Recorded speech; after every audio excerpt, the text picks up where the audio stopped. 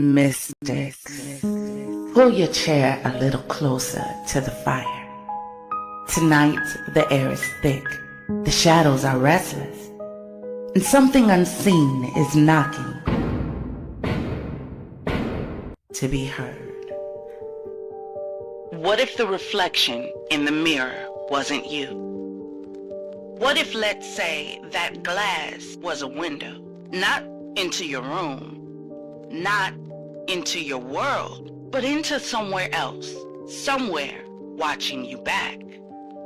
For centuries, mirrors have carried a reputation far beyond vanity. They've been covered during funerals so the dead wouldn't pull the living into their realm. They've been feared at night for the chance of showing you something that isn't there. A shadow, a face, a warning. But hidden within these superstitions is an ancient practice, whispered in temples, palaces, and secret chambers.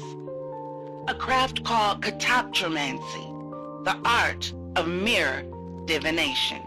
Not for reflection, but revelation.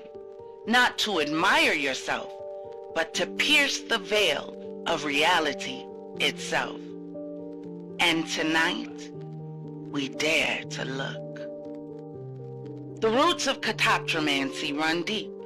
In ancient Greece, priests dipped mirrors into sacred wells and claimed the reflections foretold illness or impending death. At the Oracle of Delphi, polished discs of bronze shimmered in torchlight, believed to catch the whispers of the gods themselves. In Egypt and Mesopotamia, mirrors of polished obsidian and bronze were buried with the dead. These were not trinkets for the afterlife. They were portals, spiritual keys, meant to bridge the worlds of the living and the eternal. Far across the world, in China and Japan, artisans crafted bronze magic mirrors. When light struck their surfaces, hidden images danced across the walls, sacred designs, dragons, symbols. To their keepers, these mirrors weren't just objects, they were mysteries woven into metal.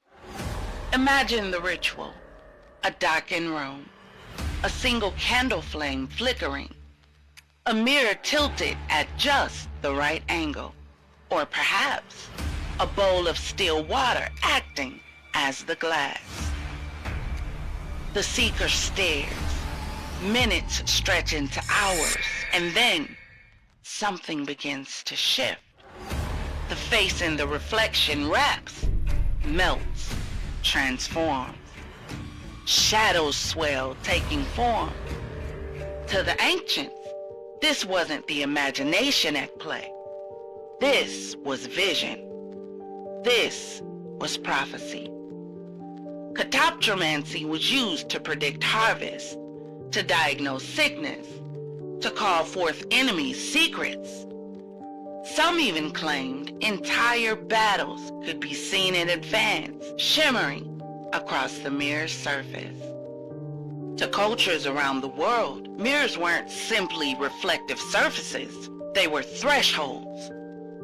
Just as a window opens to the outside world, a mirror was believed to open to another, a world unseen. That belief fed superstition. Mirrors were covered after death to prevent spirits from slipping into the glass. To break a mirror wasn't just an accident, it was an offense against whatever force lived within, punished by 7 years of misfortune. So they say. Even the children and animals were warned away from mirrors because the innocent, it was said, see what adults cannot. And in modern times, the lore continues. Paranormal investigators speak of mirrors as hotspots for activity. Strange knocks, cold air, people who swear they've seen a figure moving in their reflection, even when they were alone in the room. The legend of catoptromancy stretches far. In Patras, Greece, Patients stared into sacred mirrors, dipped in wells while priests read their distorted reflections to diagnose illness. In the court of Queen Elizabeth I, her astrologer John Dee used a black obsidian mirror carved from volcanic stone, an artifact that once belonged to the Aztecs. Dee claimed to summon angels, to consult spirits for counsel.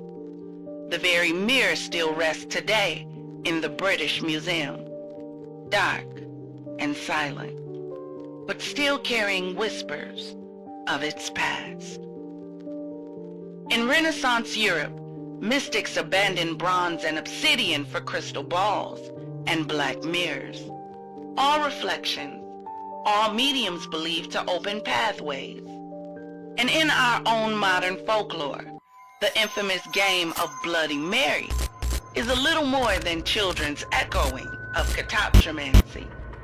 Stare long enough, call the name, wait for something to step forward in the glass.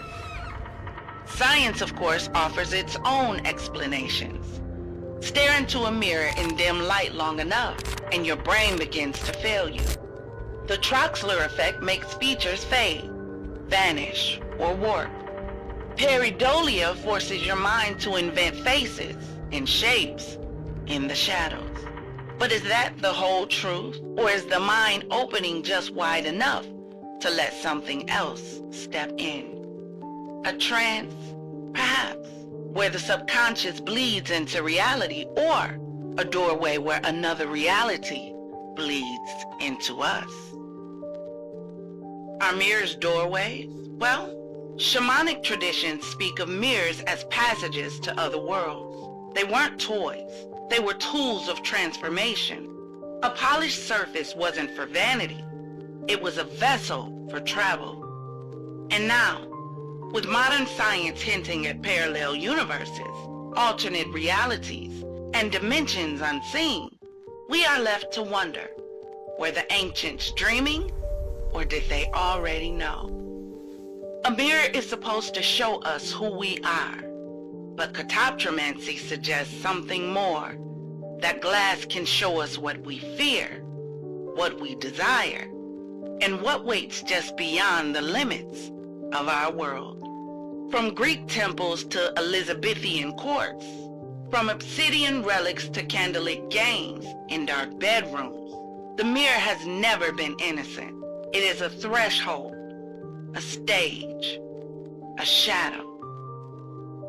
So the next time you stare too long into your own reflection, ask yourself, what if the eyes looking back at you are not entirely your own?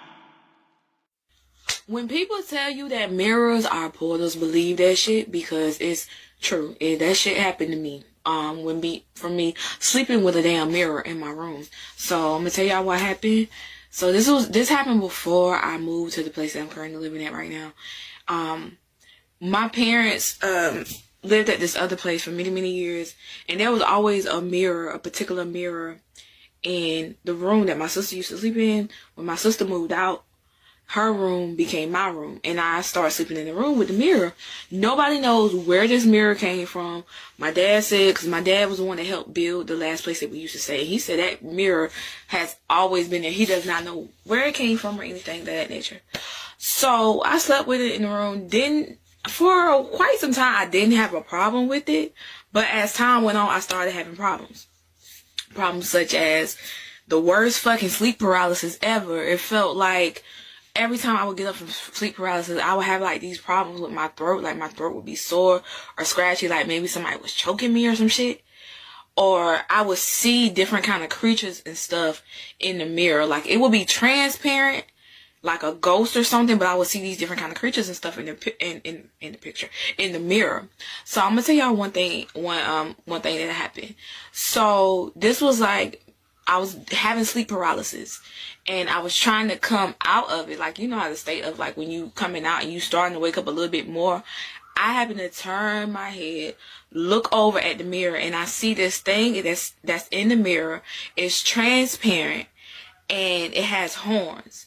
And it's looking at me like it's enjoying the fact that I'm like having sleep paralysis, and the shit was like, it waved like, ha, and then it started like it was eating something, like it was like watching me and enjoying it. By the time I came like fully out and came back to, the shit was gone. I remember seeing one night I woke up, I remember seeing a man with an eagle head, and he had an eagle head, but his body was human, and he had like a six pack. I don't know why I could, but like he had a body. He had a body. It's not funny, but it's funny. But he had a body, and he had a face of a eagle. I seen that shit in the mirror. Y'all, okay, is the time about to go out? Okay, we got a little bit more time. So, if y'all want me to make another video about what else I seen in this damn mirror, I will. But I also seen, like, I don't know, some ugly thing. It was black and white, and it had, like, black circles around the eyes, and it had, like, two ponytails on each side. Like, two ponytails, and the things were sticking out of their ponytail. I don't know, this is about it. I can't. Are mirrors portals? Part 1. The Maya believed there were multiple worlds in addition to the human world. It is believed that portals connected these worlds and allowed active engagement between the Maya and their gods. Evidence suggests the Maya believed reflective surfaces, mirrors and water surfaces, were portals to spiritual worlds. Without portals and the ability to communicate between the worlds, the Maya belief system could not function. It is said that beings use mirrors as doorways, and can let themselves in and out. Mirrors and windows are portals that spirits use to move through different dimensions. A mirror or window enables them to slip through and come back later. Mirrors and windows can let things in who either want to cause trouble, spy on you for your spiritual enemies, or want to travel. It is also believed that a spirit can move through all things that have reflective surfaces like mirrors, windows, even televisions, and other glass things like cabinet reflections. It allows them to pass through to the next room. Everybody interacts with the spirit world. We have built-in intuitions that we follow, whether we are aware of them or not. Have you ever left all the curtains open at night and felt an uneasy feeling? This will often only go away if you close everything down. Why is that? What can happen in the physical world also happens in the spirit world. That uneasy feeling could be that someone could approach you that you can't handle physically. We like to make this less likely to happen when we lock our doors and close our windows or blinds. The same is true in the spirit world.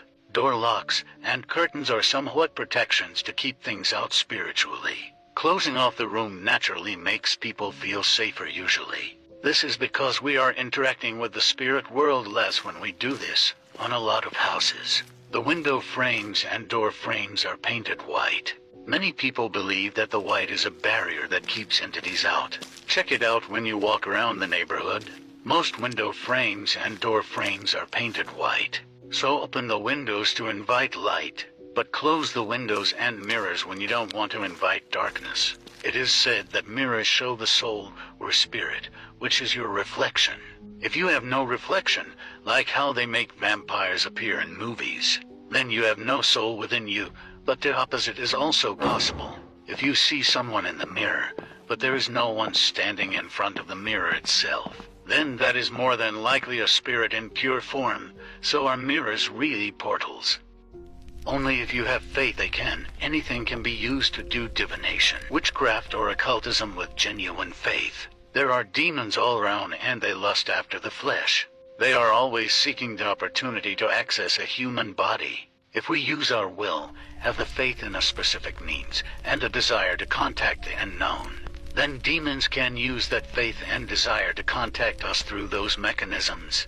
Mirrors on a wall that face the wall, but if you were on the other side of it you would be outside, are well-known portals. Some believe that a portal is a prop that spirits use to show themselves to you, and it is very commonly used by demons. A man recalls spirits using a portal that was in a closet next to the outside wall. To exit his apartment, it resembled a window and had a different surface than the surrounding wall. He could see them climbing through it, but it was just a wall, not a mirror. They got down on their knees and crawled through it. He thought that was interesting. Some religions don't allow mirrors. because the act of Follow using them to directions summon for and stories. communicate with demons is witchcraft. It is widely believed that water and mirrors have the ability to let spirits travel through the physical realm. Mirrors facing one another create a type of infinite reflection. It's basically an asymptote of sorts. It gets close to ending but never really does. That's where the debate of where does this go if it never ends comes about. Other theory suggests that mirrors reflect energy and spirits are pure energy. So to mirrors facing each other just causes energy to flow continuously. A man stood in front of a mirror one night, but his reflection didn't show up until 2 or 3 seconds later. He was so shocked that he had to get rid of it. Mirrors, reflective surfaces, doorways and windows are all spaces between one place and another. They're called liminal, which means between spaces, and as such, these spaces are easier for spirits to enter our world or our space. This is also why twilight, midnight, and dawn are considered the spookier times of day. Midnight is between yesterday and tomorrow, twilight is between light and darkness, and so forth. That is why, when people do the old Bloody Mary trick, they do it at a mirror. There is a finger test that can be done to check if a mirror is a portal, but it's more of a trick than a test. The purpose of this so-called test is to get a person to use their will to create a mirror portal. Without knowing it, opening a mirror portal can lead to a deadly haunting. And if a dangerous demon comes upon your open portal, you are doomed. We won't share the test here because we don't suggest anyone to go try it. The best thing a person can do in this case is to make it a habit to spiritually sanitize their homes. The easiest way to do it is to first repent of your sins and the sins of your ancestors. Then stand in the middle of each room. Read Psalms 91 and declare all demons to leave your home in the name of Jesus Christ of Nazareth, by the power of the Holy Spirit. Use blessed olive oil to bless the doors and windows, reflective surfaces, and mirrors of your home. For videos that will help and teach you how to bless and sanitize your home from demons and malevolent spirits, go to the House Cleansing Prayers tab in the link in bio. Check out the playlist below for more. You can see me? How's the mirror know? How does it know?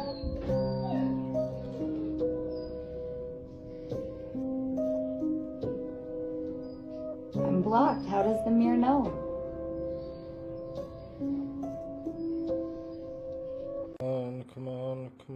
Come on, there we go. Done it again, guys. Fucking hell, that one took a while. It's quite dangerous stuff, this, guys, because if you get caught in it and no way of getting back, you're pretty much in another dimension. Woo! So yeah, look at the surroundings. Tables on that side, sofas on that side. The TV's there, because I'm going to go back to reality. I'm going to try anyway. Yeah, you need 3 mirrors and a Ouija board. I don't know if that's the blueprint, guys, but that's what's working for me. I've tried it without the Ouija board and without the other mirror. Right, let me go back. You need to line them up. Absolutely. Perfect. Perfectly lined up. Right, that should do it.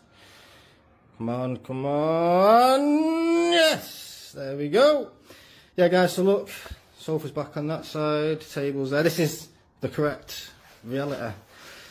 Whew, that's scary, guys, because if you get stuck in there, or you break a mirror, or damage your Ouija board or something, how the hell do you get back? Do you know what I mean? Think about it, so be careful if you try this at home. I'm making sure I don't damage anything.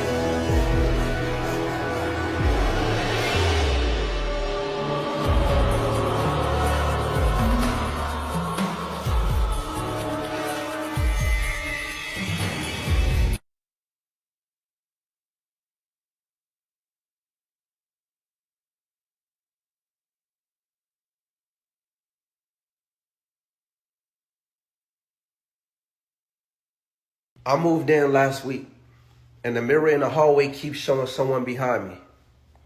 I moved into this new place last week. Just a small rental I found last minute. Pretty quiet neighborhood, very cheap. Almost too cheap. But by the second night, I noticed something weird. The hallway mirror, you know, just a regular wall mirror outside the bathroom, kept catching something strange behind me. At first, I thought it was just me being tired. I'd turn around, nothing would be there. But it wasn't my reflection I was seeing. It was someone else.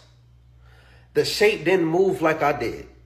Didn't tilt his head when I tilt mine. Didn't even blink. By the fourth night, I left the lights on and recorded myself walking past it. When I played it back, there was a frame where the shape in the mirror smiled. I didn't. Last night, I taped paper like over the whole mirror. When I woke up, the paper was torn clean off. Not crumbled, not shredded, just peeled like it was never there. And in the center of the mirror, someone wrote, "Thanks for letting me out." I'm not sleeping here tonight. Don't scroll. Somebody tell me what to do. Something really strange going on here, and if something ends up happening to me, I just hope that this video can maybe explain it. Okay, so I have these two mirrors in my room. As you can see, they're pretty normal looking mirrors, but I was cleaning and I had them kind of set up like this, and I noticed something really weird. Just watch. Through the mirror into the other one, it becomes like a window. And there's this huge warehouse, grocery store or something down there. But wait, it gets even crazier. Watch this.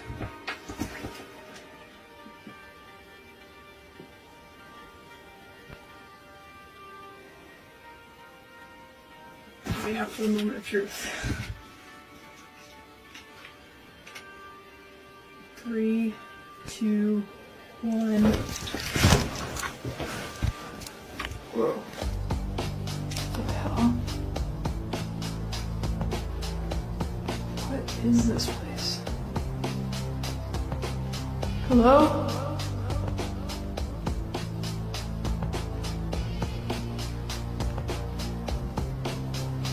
How far does it go?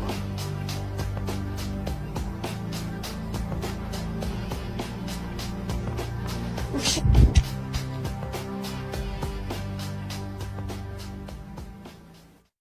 So, mystics, until our next descent into the shadows, keep your minds open, your questions sharper than silver, and your candles burning bright. This is Champagne Mystique, where the shadows speak and we listen.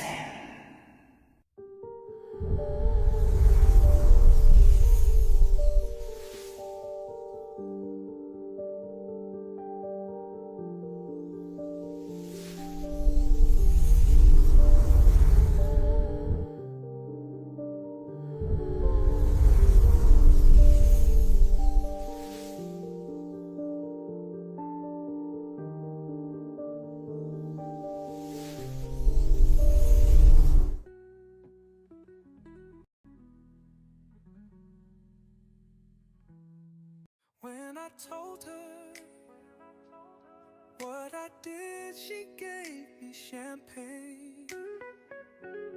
That's when she told me champagne secret. Champagne. Ooh. Champagne. That's when she told me champagne secret. Ooh, champagne. That's when she told me champagne secret.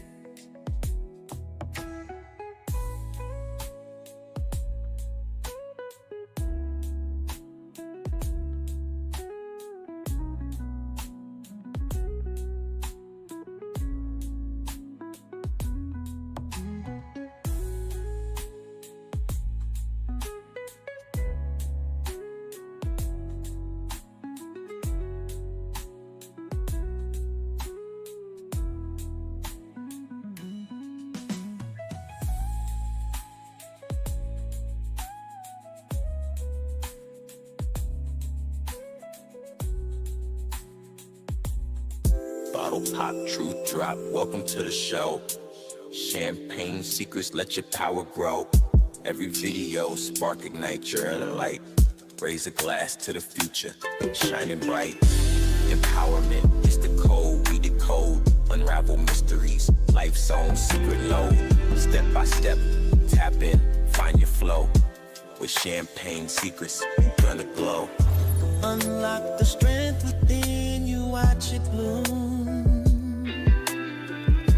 Life's a canvas, painted every room. Through ups and downs, cheers to what's next.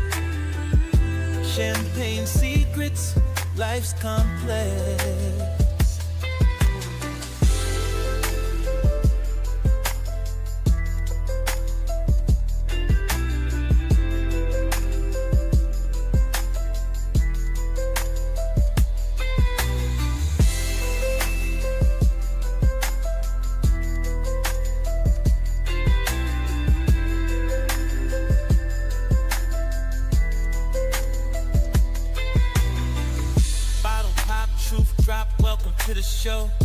Champagne secrets, let your power grow.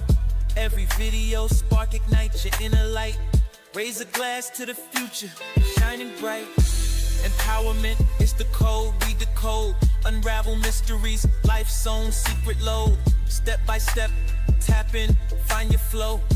With champagne secrets, you're gonna glow. Unlock the strength within you, watch it bloom. Life's a canvas, painted every room. Through ups and downs, cheers to what's next. Champagne secrets, life's complex.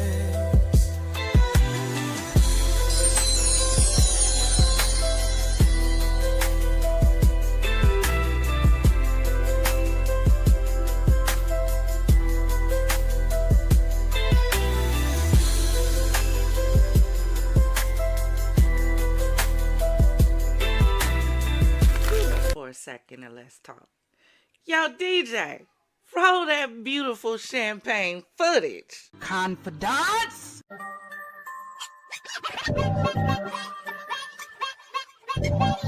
What is your profession?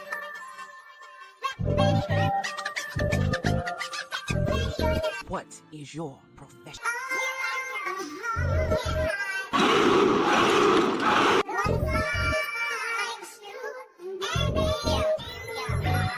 Nothing but soldiers and empowerment over here.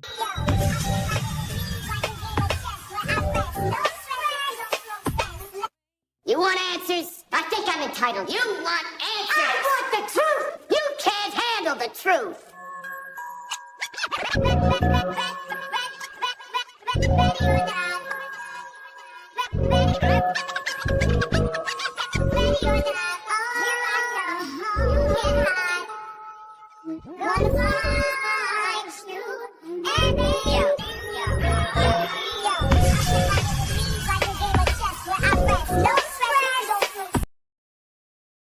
Gentlemen, welcome to Cloud 9. Up here, the dress code is white, and the cover charge is your entire earthly life. Man, that's the only club I didn't mind dying to get in.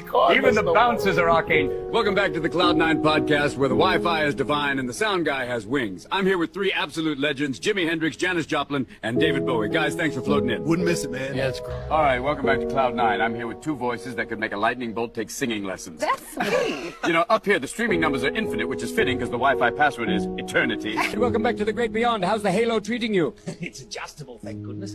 I ordered the large, got the small, so I look like a snake with a tight headband and the same to migraines. Crikey, that is Yeah, gold. patron saint of Adam. Welcome to the Cloud9 podcast, where the Wi-Fi is excellent and the dress code is, well, wings optional. Sitting across from me is the man who made guitars cry happier than angels, Mr. Jimi Hendrix. Hey, brother. Welcome to the Cloud9 podcast, where the Wi-Fi is holy and the drinks never run out of steam. I'm here with the one and only Bob Marley, man from Trenchtown, now taking the up elevator.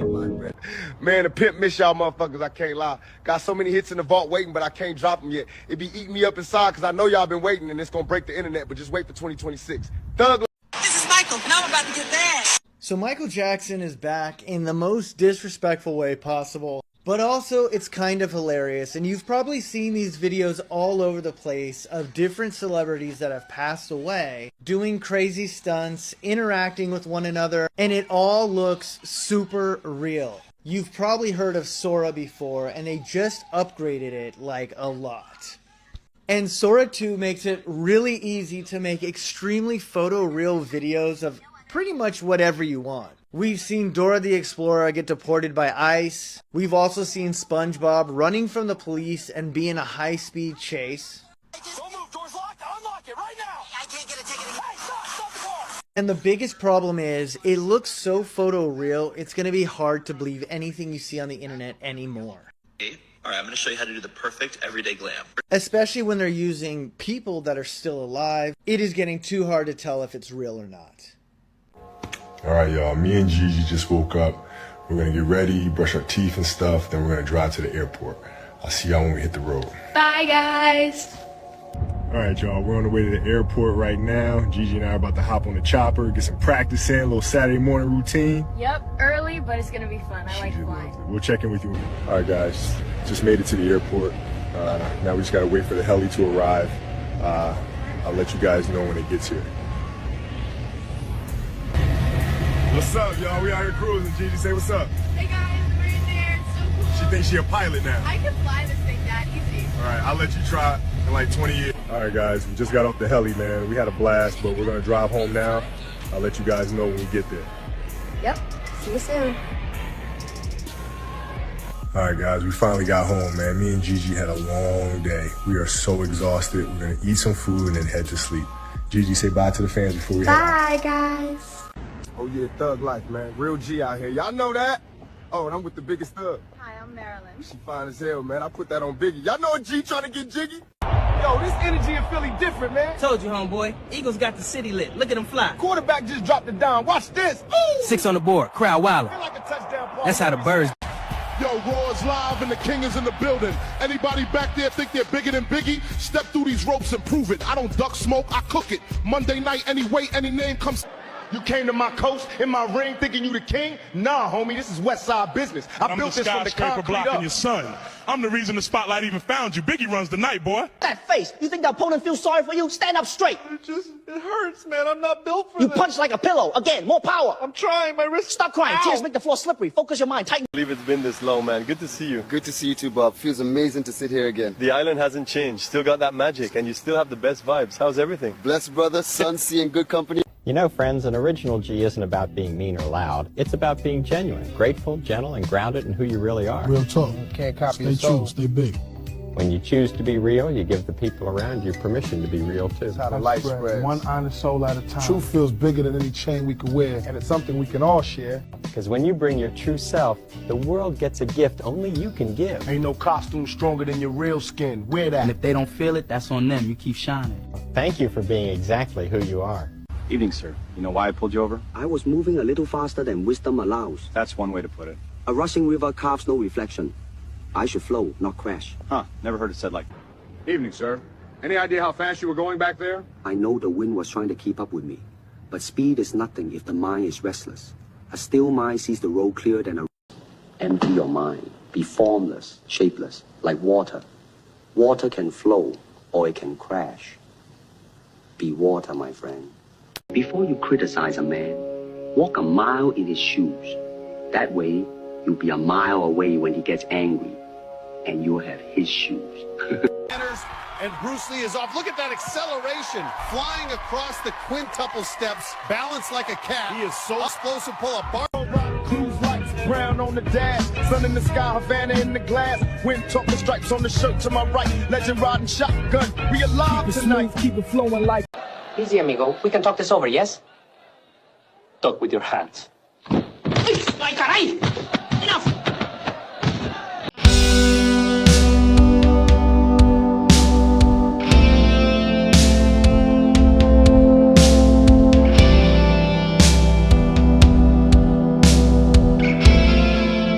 The moment that Sora AI stuff started coming out with celebrities who were dead and their real faces and the convincing Jake Paul makeup tutorials, I I said, imagine what they would do with children on that thing. And it's happened. There is a video where children are playing with a rose toy. It's a pin, but it still squirts out white stuff and vibrates, and children are playing with it, and it is now circulating. And if you don't believe me, this is what it looks like. You can look it up. It's on here everywhere. And the disturbing thing is, there are so many people in the comments saying that we don't have the right to be angry because it's not real children, it's AI. Where do you think AI gets things from?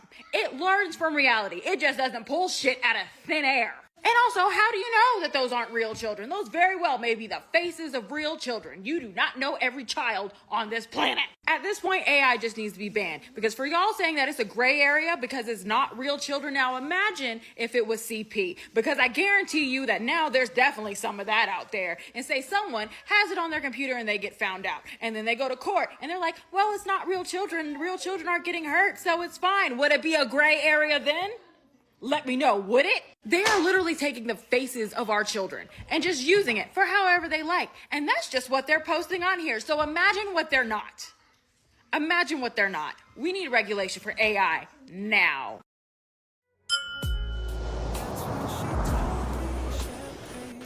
Ready or not, here I come. You can't hide. Champagne gang.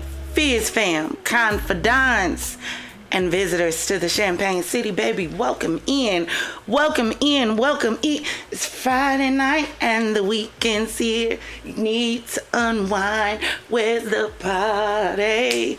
Come on, y'all. It's Friday. How y'all feeling?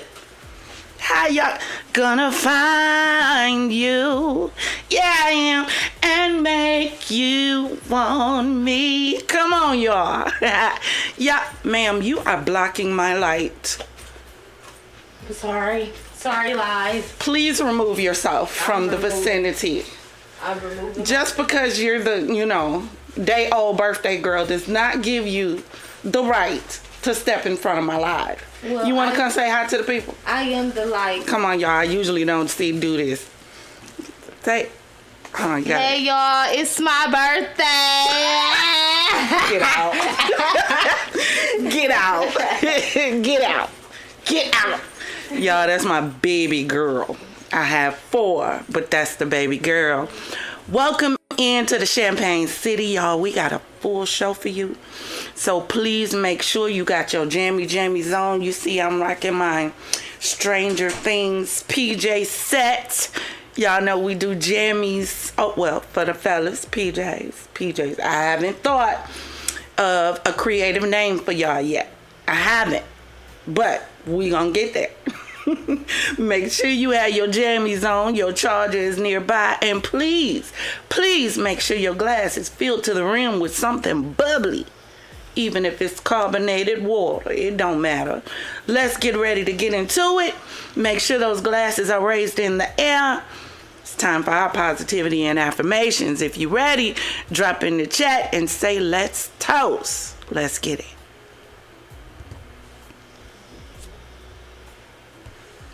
And if this is your first time here, because we are streaming on Twitch, hi, I'm the Empress, and you are here for grown discussions and bubbly banter. Because over here, we give classy with a twist, huh? A little clink with chaos with a side of charm. So if you're ready to sip, savor, and spill, get in here, get in here, get in here. And when you come in, make sure you lift that glass up so that we can get ready to be affirmed. Because tonight, baby, this is the war cry edition. Yeah. So we're talking about you're still here.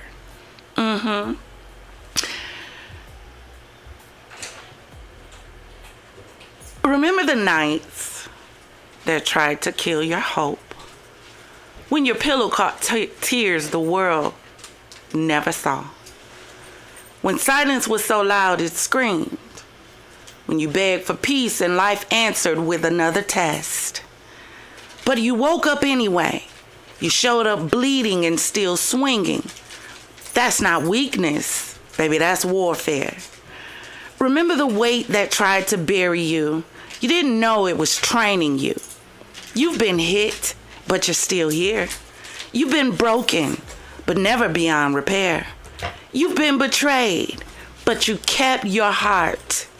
You've been counted out, but you kept counting on yourself. That's the difference between the chosen and the comfortable. Bars are for the battle scarred. They tried to break you, but pressure can't crush purpose in you. You ain't still standing by luck. Baby, that's a legacy. Pain pushed you into power. You didn't come through the fire empty-handed. You came out forged. Remember, you're not here by chance. You're here by choice. You kept fighting when it made no sense to. You turned pain into purpose, tears into tools, loss into lessons. You didn't fold, you evolved. You didn't die in the dark. Baby, you became the light. Clock it. And now you walk with proof in your pulse. Every breath is a clap back to the chaos that tried to kill you. Every step is evidence that grace and grit can share the same body. So tonight, lift your head, square your shoulders. Let the world feel the earthquake of your endurance. You ain't here to blend in. Baby, you're here to remind the universe what a survivor looks and sounds like. Now, I need you to repeat it after me like it's gospel and the battle cry is mixed all together in it. I'm still here. I'm still breathing. Still fighting. Still chosen. Still heavy with destiny. I'm not the same person as I was. I'm sharper, stronger, wiser, and louder. I stop apologizing for surviving. I stop shrinking to make others comfortable. I am the storm that made it through every season. I'm not done because my God is divine. I'm still here, and now I'm unstoppable. And if that resonated down to the innermost parts of your core, let's toast. All right, now, did y'all feel that? Did y'all feel that deep down on the inside? Well, I hope you did, because I know I did. Let's get ready to get into this champagne chase. Are you ready? Drop some champagne glasses in the chat for me, and let's get ready to get into it. So, y'all, first up, y'all, where we gonna start? Okay, let's start here. Y'all, so listen. So, I ran into this on the Insta of the gram. I did. So, y'all, this post, hold on. Move it over some. So y'all chat ain't in the way. So it says woman goes viral after sending back $2,000, which was sent to her as an early gift, saying she knows her worth. So a guy sent to her, happy early birthday, baby. Love you forever. Wishing you many more. I'ma be sleep at 12, so telling you now, LOL. Cash App, $2,000. Her response, thanks, but I'ma send it back. I just feel like we've been together way too long for me to only get $2,000 for my birthday.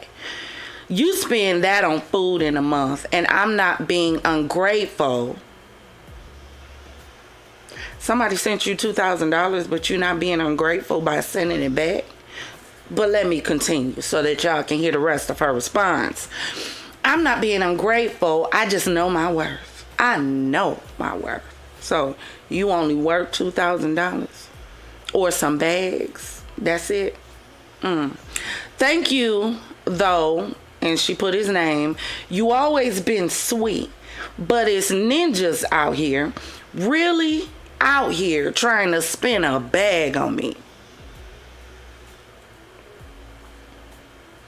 And y'all wonder why men treat y'all like hoes? When everything you do comes with a dollar amount attached. Do you know what that makes you? Do we not understand that? If You could be prostituting your time. A lot of times, somehow we think that word only relates to sexual matters. No, you could be prostituting your time, your energy, your money, your stuff, your goods, your conversation. Anytime you are taking money in order to get something in return, baby, you are a hoe. When you look at somebody and you put a monetary value on yourself, baby, you have little to no value at all. Because a real woman who knew her worth, it wouldn't be found in a dollar amount. It would be found in individuals who can connect with her not only financially, not only sexually, but also emotionally, also mentally, and for damn sure spiritually. And if you can't get that and all you can see for your worth is how many dollar signs and zeros is behind it, baby, your worth is very little. Very little. And I hate this for our young people and some of the old ones, because some of the old ones is the reasons why the young ones feel and think and act the way they do. But you wonder why you have no value to men. Exhibit A. Exhibit A. But you're not ungrateful. $2,000? Do you not realize there's people waiting on $2,000 that would have been grateful? There's somebody out there, baby, that would have been grateful over $200. They would have been grateful over $20. But no, you little high-priced bougie hoes on the internet that's got the internet gassing y'all up to think y'all coochie is worth more than the Taj Mahal Hall. Now y'all got a whole group of city girls out here thinking men's supposed to just come out of their pocket and spend a bag or 12 on them because y'all want to run after dope dealers. Y'all, I digress. We got a whole rest of a show. I can't even get caught up on, baby girl. I can't. Do better. If you know your worth, then you know it's not tied up in monetary value. But let's continue. The next in the line of bad choices from young women. The next video or picture that we're covering in our Fizz-worthy Champagne Chasers. So this man leaks a message of this woman setting her boyfriend up for him. Now let me blow this up. This is why I keep telling you men, y'all got to be careful out here. Y'all got to be careful. Let me see if I can read this. Hold on, y'all. I might have to put on my glasses. Hold on. If y'all see me get up close to the screen, y'all, it's because I got to see. I can't see. Hold on. Okay. Okay, it's Ridgeland, Mississippi. Okay, that's what she's saying. When you come, park like on the left side of the house. I'm going to unlock the back door. But when you come, make sure, capital, you lock it back so it won't look obvious. He keeps his safe in his room, so just walk in and I'ma act scared too. Alright, what's the safe code though? He keeps the key on his keys, but I think the code is, she drops it. But he gonna give it to you when he sees that switch.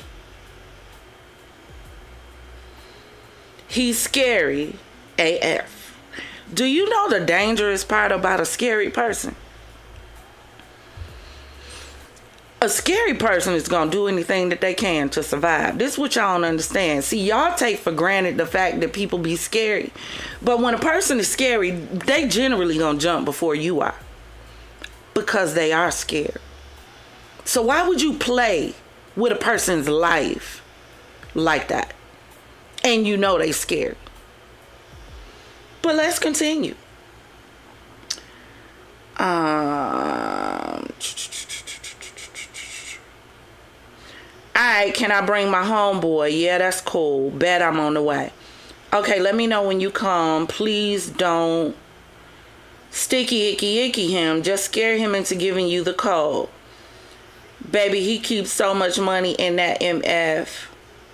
I swear to G, you know. LOL, I got you, shorty. I'm finna pull up Real talk. And y'all trying to figure out why so many of these young ladies are getting unalive. Y'all trying to figure it out still? You still clueless?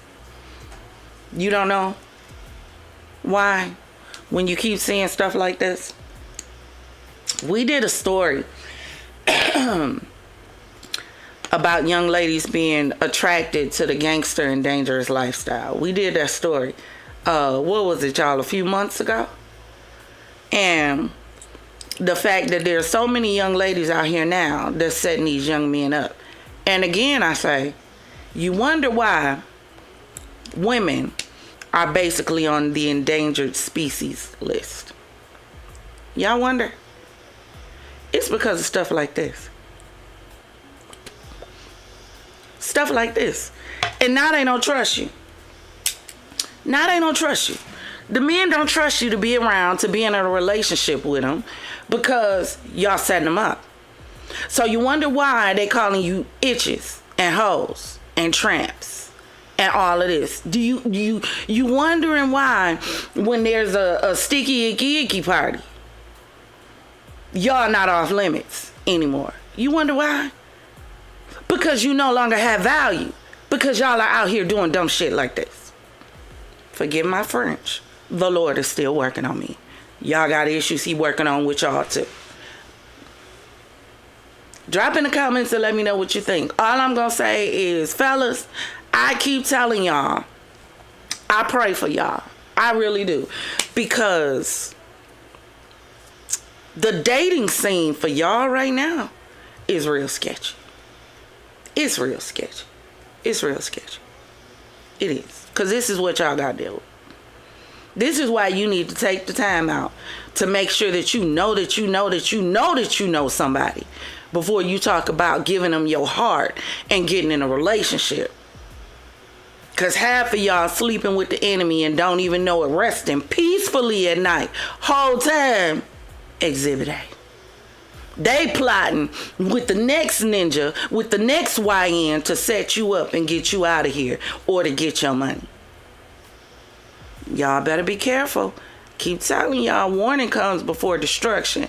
And I keep warning y'all for a reason. Next up, so I ran into on Instagram this story.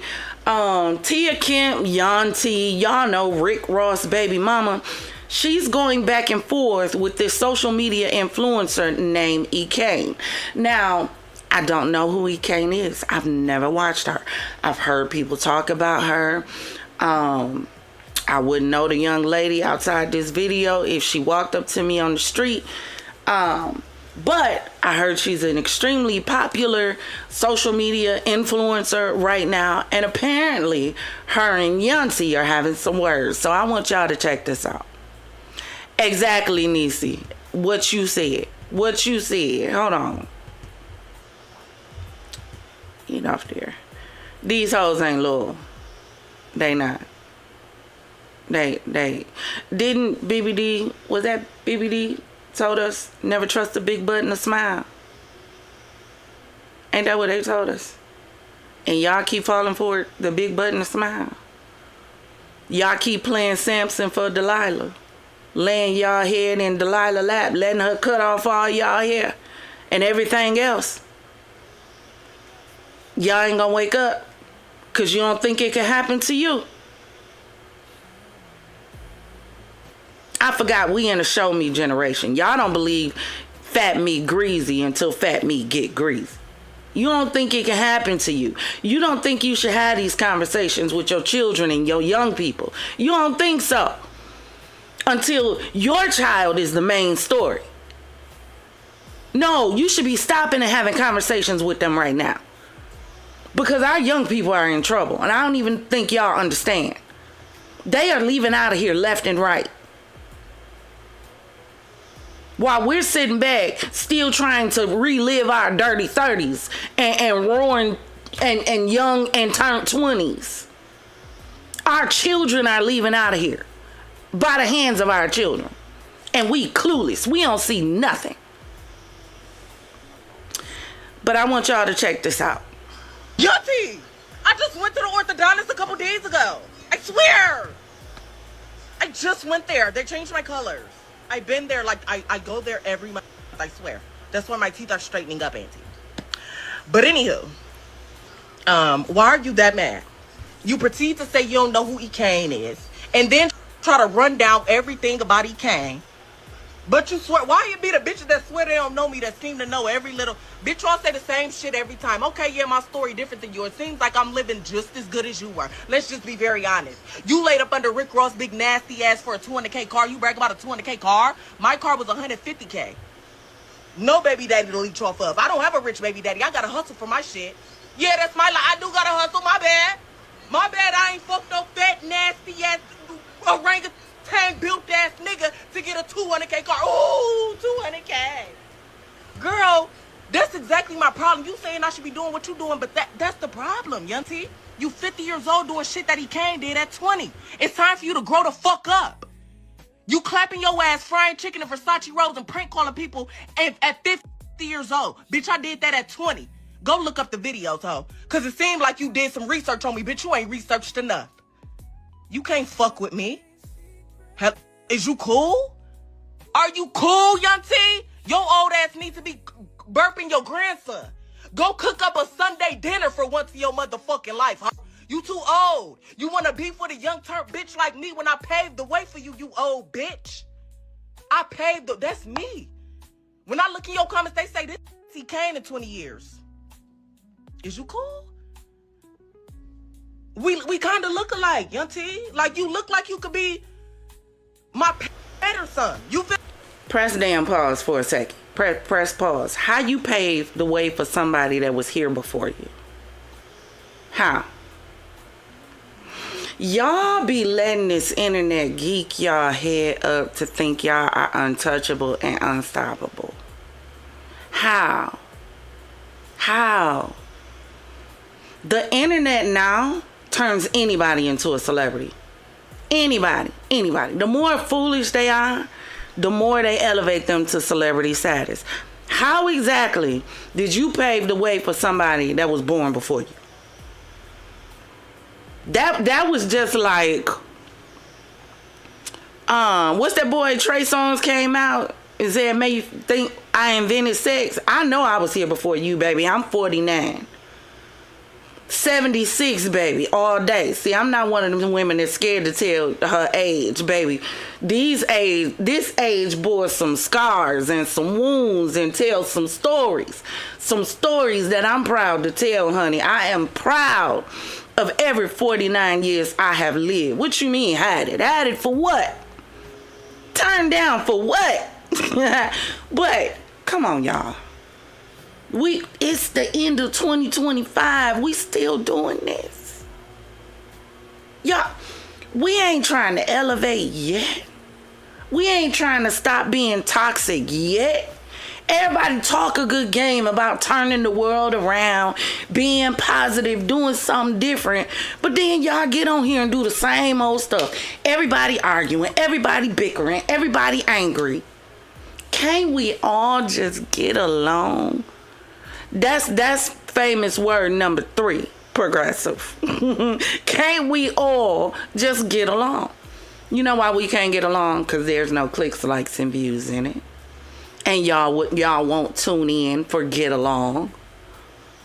Y'all only gonna tune in for ratchet, wild, ghetto, trifling. That's all y'all tune in for. Majority of y'all. But let's continue. They'll be like, you look like, come on, you always in a, like, girl, it's always bitches with them big ass teeth. Like, okay, bye, Steve. Bye, Steve. I don't care. Yes, I'm getting my real teeth fixed. Bye. If I wanted some veneers, Veronica right up the street. She got a special going on. All she wanted some head. I can get me some big ass teeth just like you. Just like you, queen. I don't need to do shit you doing. Because at your age, hopefully, I can relax and just live in real life and take care of my family. I don't want to have to hop on TikTok live and clap it. Only thing you got that I want is a fat ass butt. That's it. Anything else you can get. You forgot you was talking to E. Kane. Google me, bitch. Thank you, I love you. That mangy, crusty, dandruff head ass, patchy head, bald head, delusional, mentally fucked up asshole. Bitch, you could never be on my level, ho. Ho, when I was your age, bitch, I was near not doing what the fuck you doing, bitch. I was tiptoeing on marble floors and ride around in $200,000 motherfucking cars, pussy asshole. And I ain't never laid up with a motherfucker that straddled at both sides of the fence, bitch. I would've never had kids from a nigga that walk, talk, and look like he's sucking dick, pussy asshole. E. Kane, don't you ever mention my motherfucking name, you ugly, rotten mouth, yuck mouth, Medicaid braces ass bitch. Look like you ain't been to the orthodontics to get them shits tightened up in 72 months. Hope you don't go take that shit out your mouth, bitch. I know something. Pussy asshole.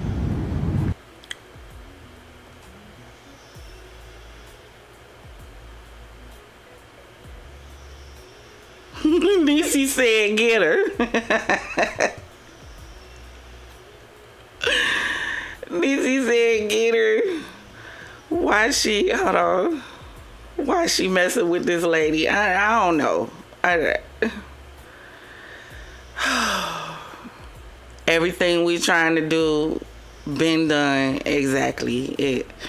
Y'all, I don't know. Y'all let me know what y'all think. It's too much. Can't we all just get along? Why? Young, but the Bible told us about this, y'all. It did. It did. Unfortunately.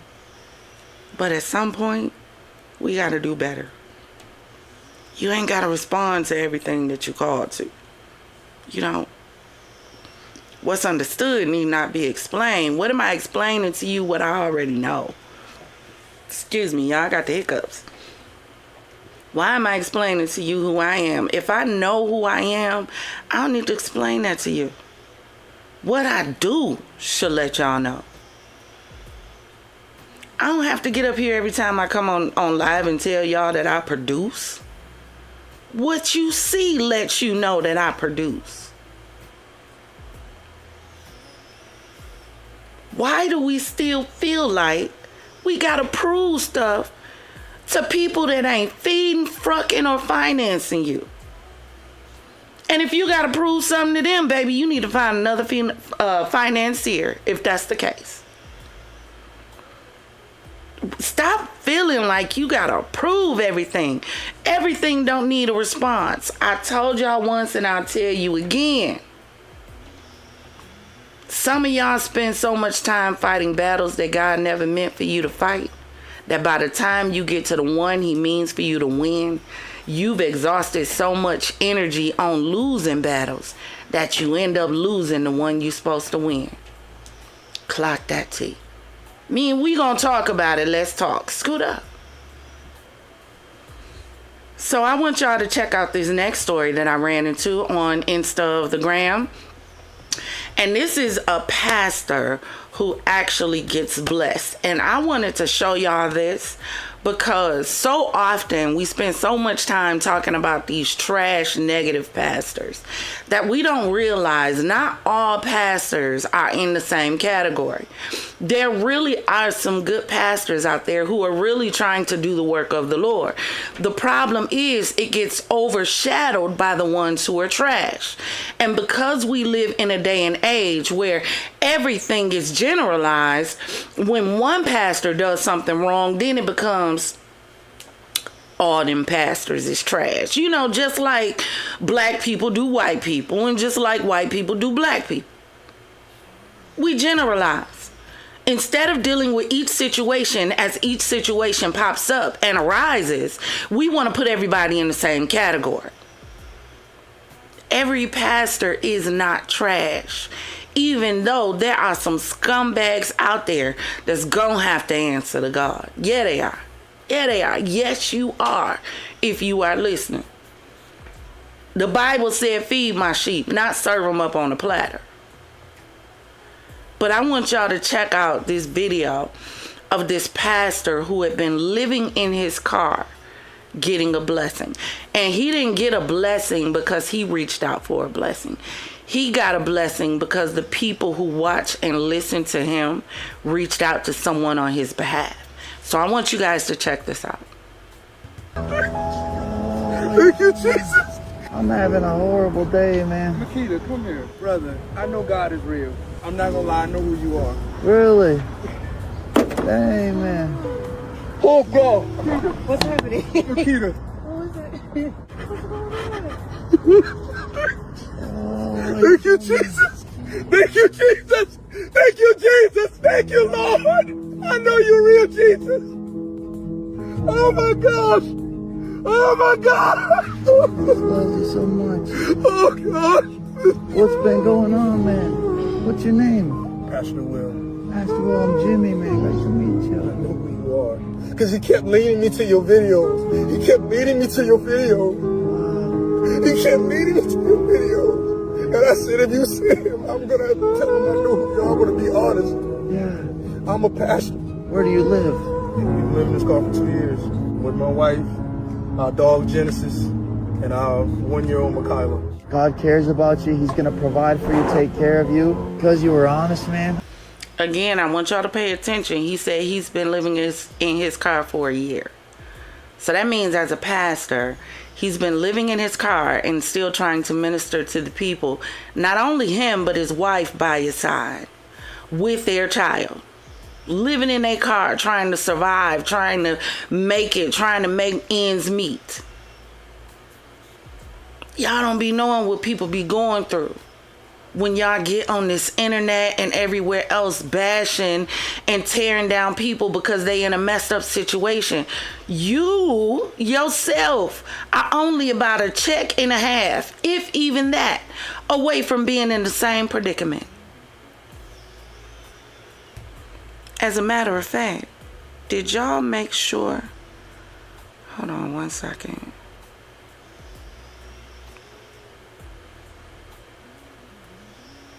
That's all right. We'll do it on the next one. Let's continue. I got $1,000 for you.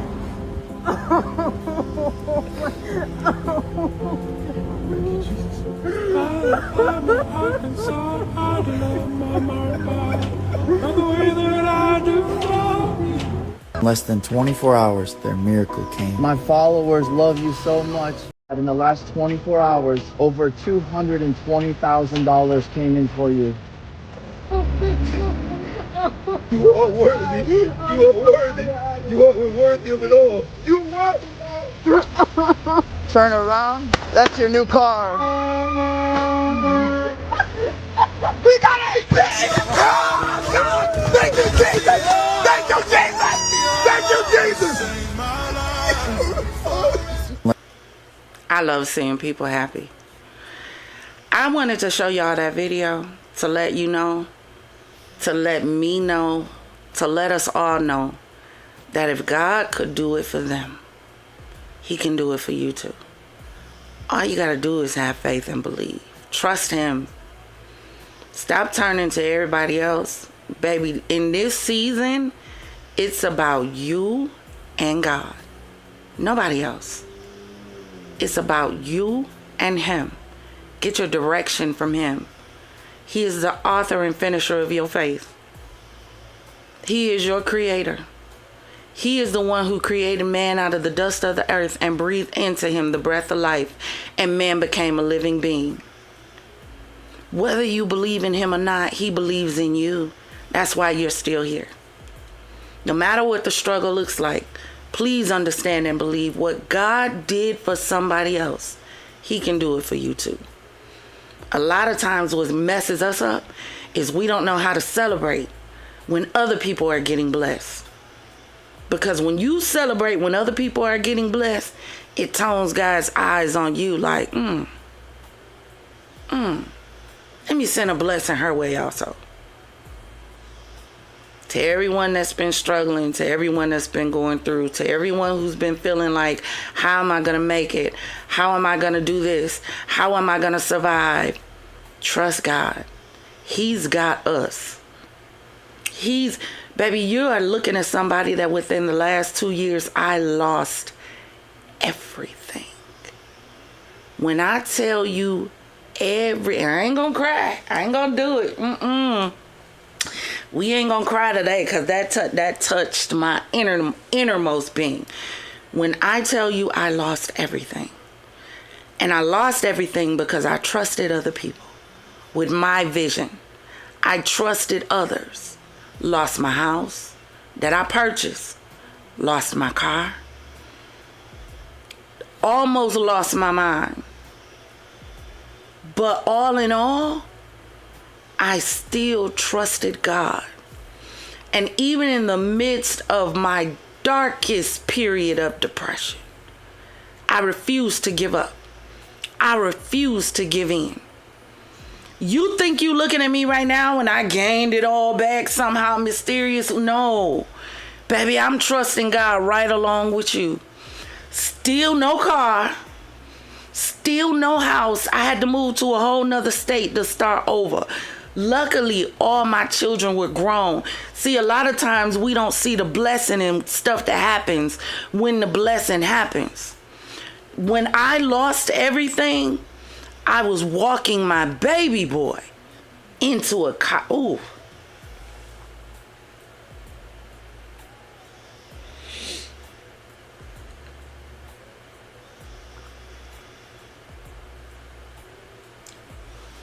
Into a college dorm room.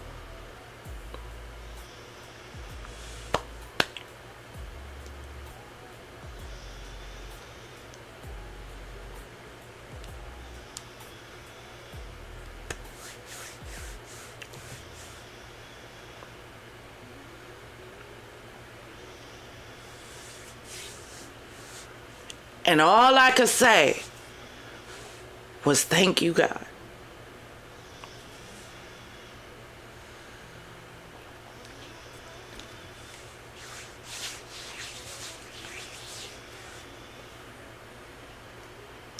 Because my loss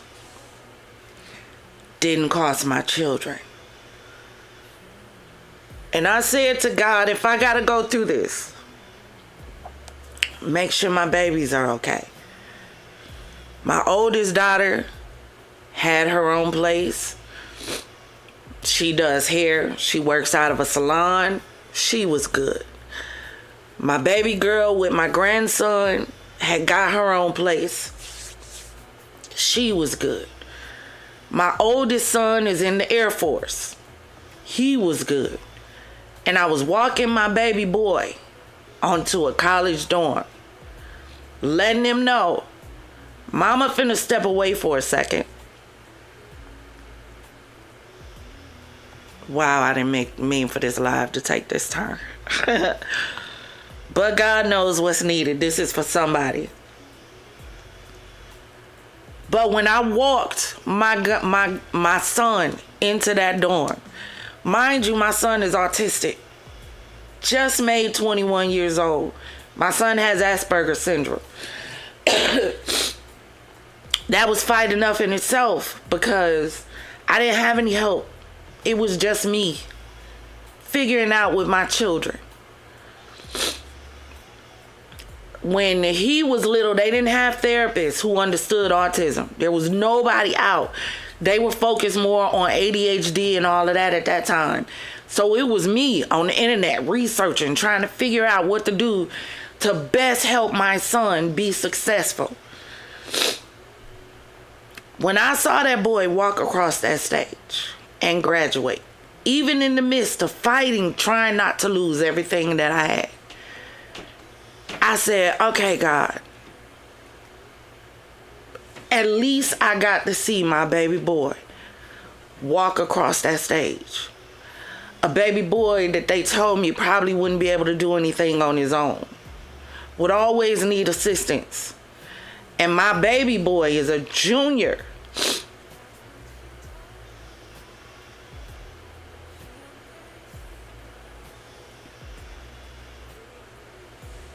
In high school.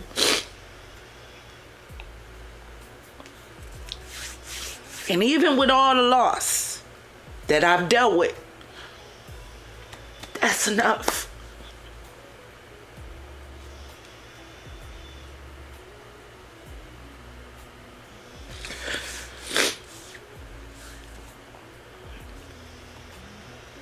That if God never does anything else for me, that's enough.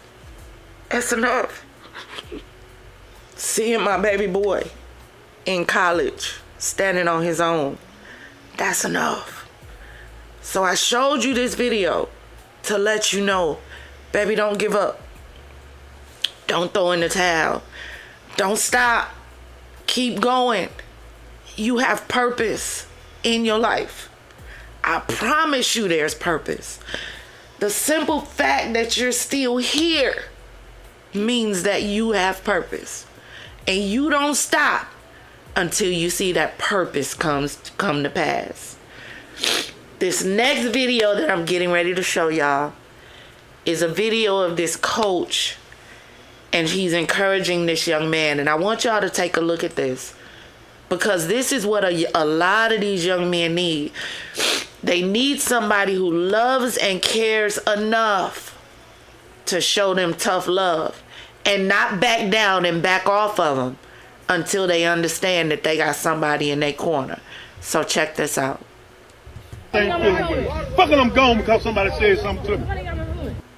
Let me tell you something. For the rest of your life, somebody gonna pull a string. Y'all gotta stop putting y'all helmets down. You quit on your mama, you quit on yourself, you quit on God, you quit on your grandma, and everybody else that's around you. You can do more good by being out here than what you do out there. And I'm telling you now, from the bottom of my heart, if you leave this damn field, son, within 3 years, I'm gonna have to come see you. Either in the grave or in jail. And that's real talk. In less than 3 years. And that don't even make you 20 years old. Because that's where you're headed. Because you don't want no discipline. It takes discipline to live this life. I'm 56 years old. Now I'm not gonna tell you that ain't do nothing dumb. But the greatest thing I ever did was took my to school and got to the motherfucking army. The greatest thing I ever did. I'm telling you now, son, if you walk off from this field in 3 years, I'm gonna see you somewhere else. And I don't wanna do that. I told you that before. Now I'm telling you again. It's your choice. You can stick this out and be a man about what you do, or you can be a coward and put this on and leave. This ain't easy, man. It ain't easy. And I understand you ain't never been a part of a team. But I'm rooting for you. Look at me, man. I'm rooting for you.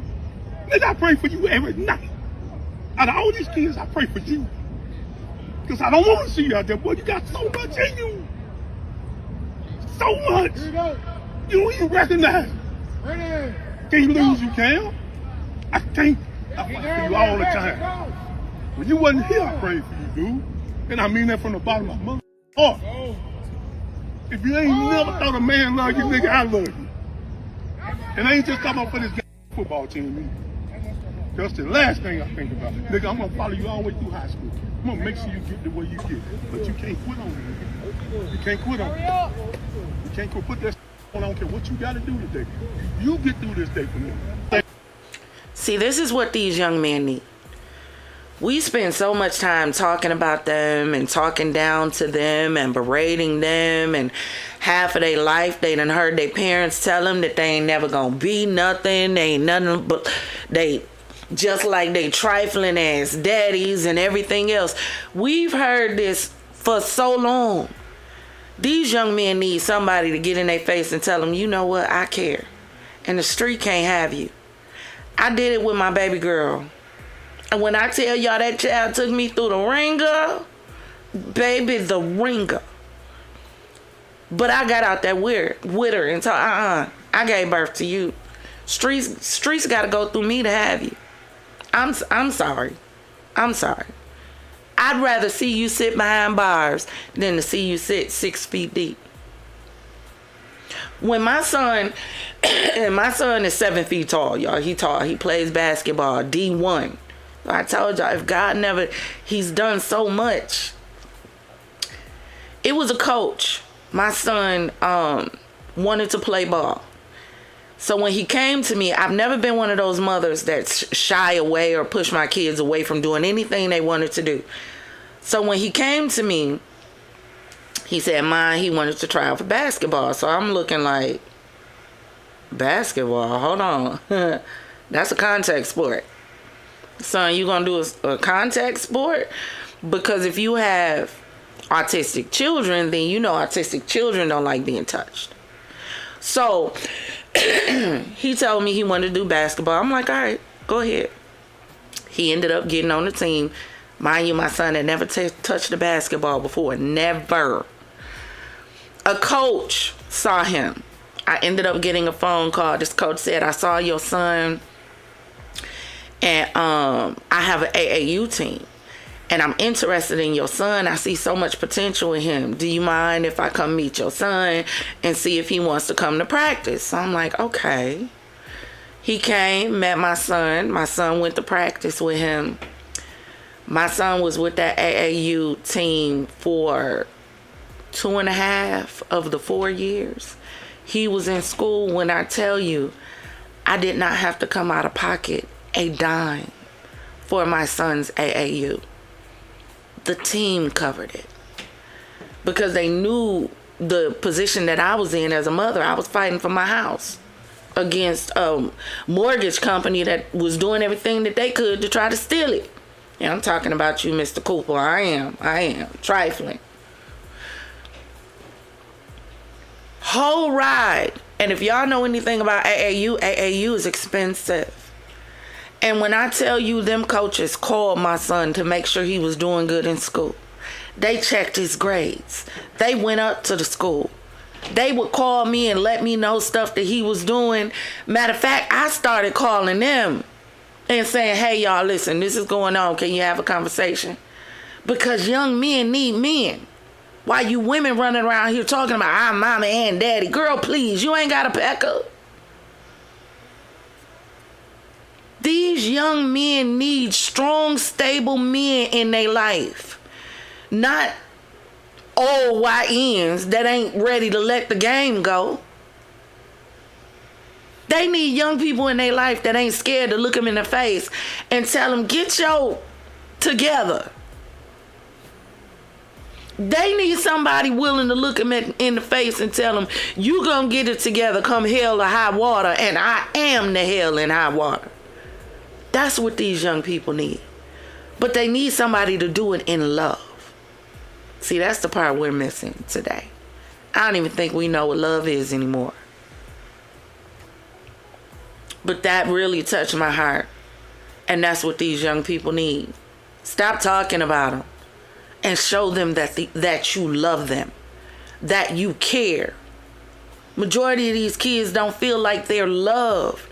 You buying things for your children does not mean love. A person on the street can buy your kids stuff and put them in name brand clothes. Where's the time? Where's the energy? Where's the concern? How invested are you? Be a parent before the streets be their parent.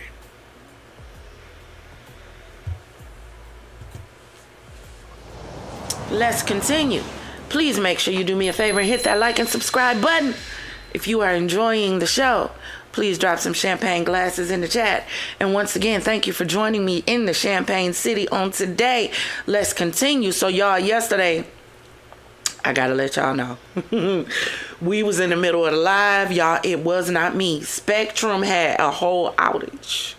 And so in the middle of our beautiful, wonderful live that was going off without a hitch, the whole thing shut down. But it was because Spectrum had an outage. So hopefully we are all outaged out, because I've heard when I researched it online, I saw a lot of people saying they've been having issues with Spectrum lately. So hopefully we make it through this whole show with no more issues.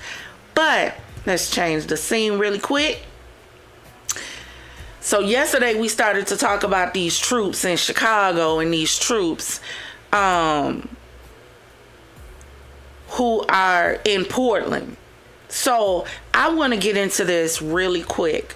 I told y'all I am not against the troops being in Chicago and any of these other places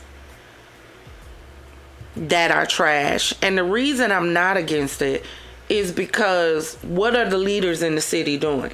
Like, what are you doing to combat the crime? What youth programs are you putting on for the youth to keep them off the street. Now, this is for my older generation, but do y'all remember there used to be a camp called Rawhide? They used to do the commercial all the time, where they would say you send your young men and they would teach them, you know, how to fix cars like small engines. Where are the programs to keep the kids off the street? You see the parents ain't keeping them in the house. Where are the youth centers, the youth activity centers? What can you do for your city to keep your children safer? What? Maybe that's the question the leaders should be asking. Because at this point, people are really at a place where it's like, somebody got to do something. When we was kids, we used to be able to go outside and play. Not only outside, we used to be able to go down the street. Not only down the street, we could walk to the corner. We could walk around the corner. Baby, we could walk to the neighborhood park and wasn't nothing gonna happen. Now you can't let your kids play outside your window. You don't know if they gonna catch a stray sticky icky icky. You don't know if some Debo, you know, pedo, gonna walk past and snatch them up. It's a different time, and we gotta be careful. And so that's why I'm not totally against ICE being in cities. My problem is who ICE has as a commander-in-chief and what the true objective is behind this. Like, my question is, what's the end game here? Are you trying to clean up the city? Or are you trying to further your immigration deportation efforts? Like, which one is it? Because are you sending these same troops into the hood? All I'm saying is, did y'all, okay, Chicago, I need y'all to tap in. Have y'all seen troops on the O Block? Have you? They snatched funding for Job Corps, took kids from learning a trade, and took away their chance at a better way. Absolutely progressive. Absolutely. For what?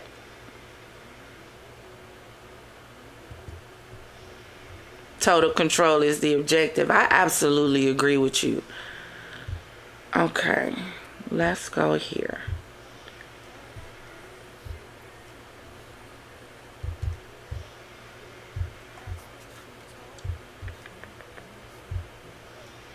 All right, let me know in the chat. Put a 1 in the chat if you can see that, okay? So the first thing I want to pull up is this ICE raid in Chicago getting heated. So check this out.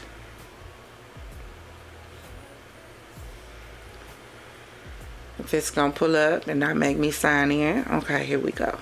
Here we go. So,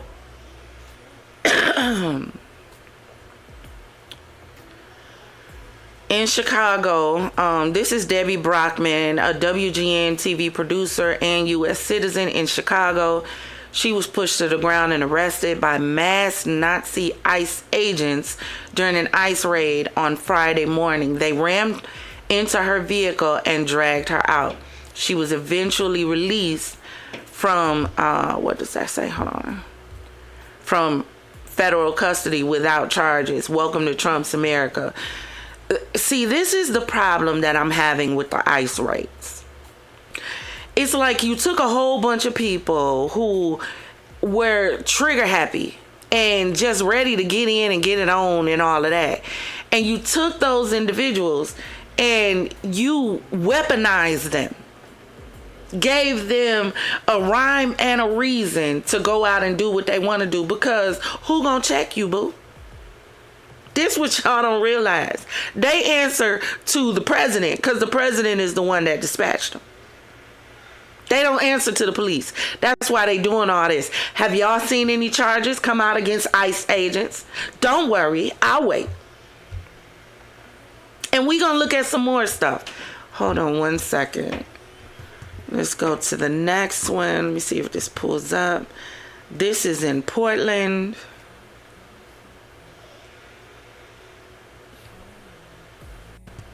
We want that bright light in your eye. You see like that, the Nuremberg Cross, motherfucker. Yeah. It's illegal, it's unconstitutional. Don't get your charge, sit down. Oh, dude, you don't even have the anti-fog on your visor. We the people dismiss you. And get some anti-fog to that motherfucker right there. He can't see shit. That's dangerous. You're gonna stumble. Fucking, you're part of a team, man. Get your gear squared away, motherfucker.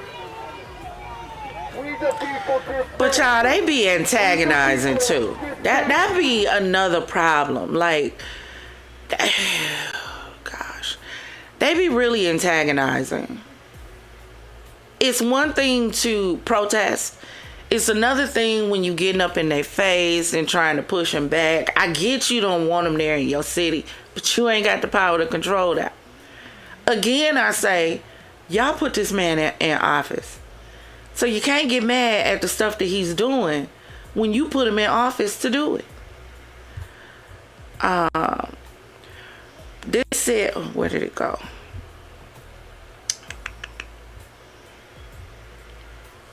I don't like the way this is scrolling.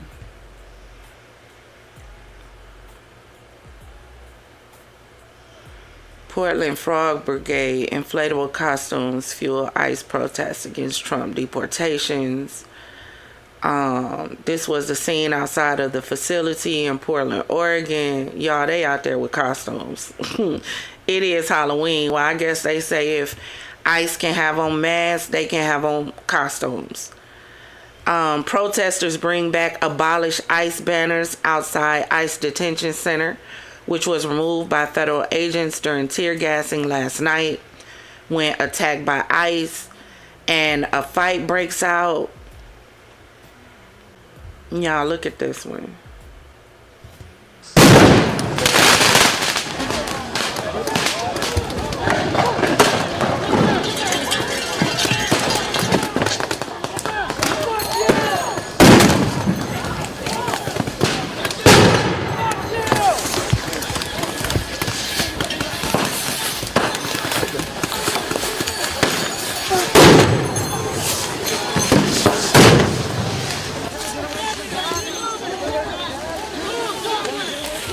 That's crazy.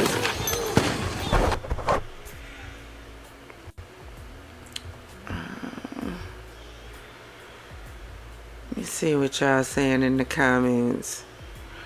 Trying to get a war to stop the votes in November, allegedly. That's what Trump said. If there's a war, then there can't be a vote. Laughable them truths. Not gonna get taken to the O. It would get interesting. It would get interesting. I don't think they can handle the military, but it's definitely gonna get interesting. They don't want the shift of the House, etc. Then Trump would run into opposition. I do not endorse either side. I don't either progressive. Just test runs. I think both sides are trash, to be honest with you. Protesters throw fireworks on the heads of ICE police outside the ICE building. See this? Then y'all get mad when they react. Like, why are you doing the most? Spread the word. Everybody needs to be documenting what's happening in Portland, Oregon, and sharing it everywhere. TikTok has taken down Portland, Oregon as a location that you can tag. They have taken down the tags. They've taken down the locations. They are actively trying to remove views of videos from Portland. There is a massive resistance going on in Portland right now, and I bet you don't know about it. Thousands of people, I'm not joking. ICE is attacking the police in Portland. The police. ICE is attacking the police. They pepper spray the police. They are beating people, they're shooting people, they are spraying them with pepper spray. I want to be absolutely clear. Nah, I told y'all.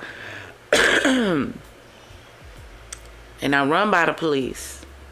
So, what the police gonna do? Here's another one of the biggest problems. We have a lot of people talking about ICE arresting people without a warrant. this is the president's call and he has absolute immunity. So what are people gonna do? If he tell him to do it and he turns around and says that he gave the order and it was in the interest of the nation, he has immunity. He can't be charged with it. See, while we was so busy being, I don't know what it was that we glamored, I don't know, by what was going on in the election, we missed what was going on behind the scenes. Like him getting total immunity. I want to get to, hold on, is it here? This woman, no, because y'all got to see this. This woman gets pepper sprayed.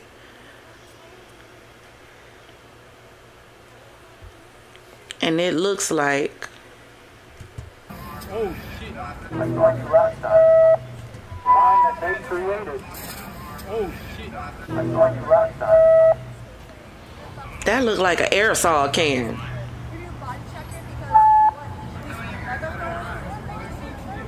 Who is talking to you? No. Hey, this is the line that they created. Oh, shit. And so, while they are pulling him away, because y'all saw the hand at the end that was basically saying disengage, he takes an aerosol can and pepper sprays her in the face. Now, hold on. People then come over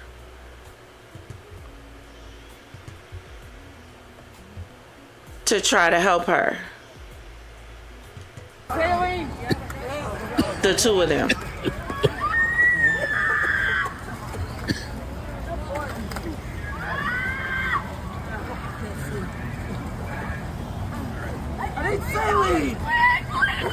This is what ICE is doing to people. Not only are they...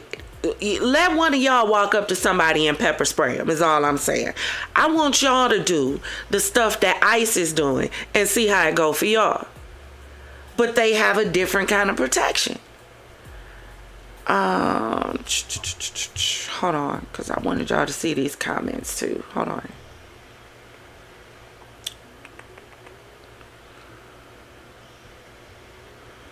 Someone said it's getting real close to Americans taking up arms against these fascist thugs. We can show Trump exactly what the Second Amendment is really about, right? So, of course, here comes MAGA, baby, because anytime you say something about Trump, baby, the maggots are going to come out. That's not, and I'm not calling all MAGA maggots. The maggots know who the maggots are. Somebody say, go for it, buddy. Be that guy. You'll take some pepper spray to the eyeballs, too. Bring it. Go for it, retard. Taste the ingredients. Y'all ain't gonna do a effing thing. You're all talk. You do understand the real people who have real sticky icky ickies are MAGA. You fucking idiot. But best of luck to you. LOL. Y'all don't even know what gender you are. So sit down and shut the fuck up, you effing idiot. Why are they so angry? That's what I want to know. Every time you see MAGA, baby, they cussing and they not using small words, baby. It's the big words. MAGA is forever, not MAGA, excuse me, the maggots. You know, the gutter roaches and sewer rats. They always so angry, like they 2 seconds from going postal. You are a fascist. You kind of have it backwards, a-hole. Leftist loon. Somebody tagged the FBI. Y'all, they tagged the FBI and ICE. Really? So we have the military, the FBI, the CIA, National Guard, and you have indoctrinated children who think this is a game. This will not go well for you, capital letters. OMG, please do. Show us what the left is about some more. You're driving millions of people away from the left, but frankly, back in the churches. You lose the battle, libtards. Y'all, the separation is breathtaking to me. The level of hate. Oh, not only that, but I also wanted to show you guys this. The level of hate that's going on right now in America, and I'm not talking about anywhere else because I live here. But the level of hate that's going on in America right now is absolutely diabolical.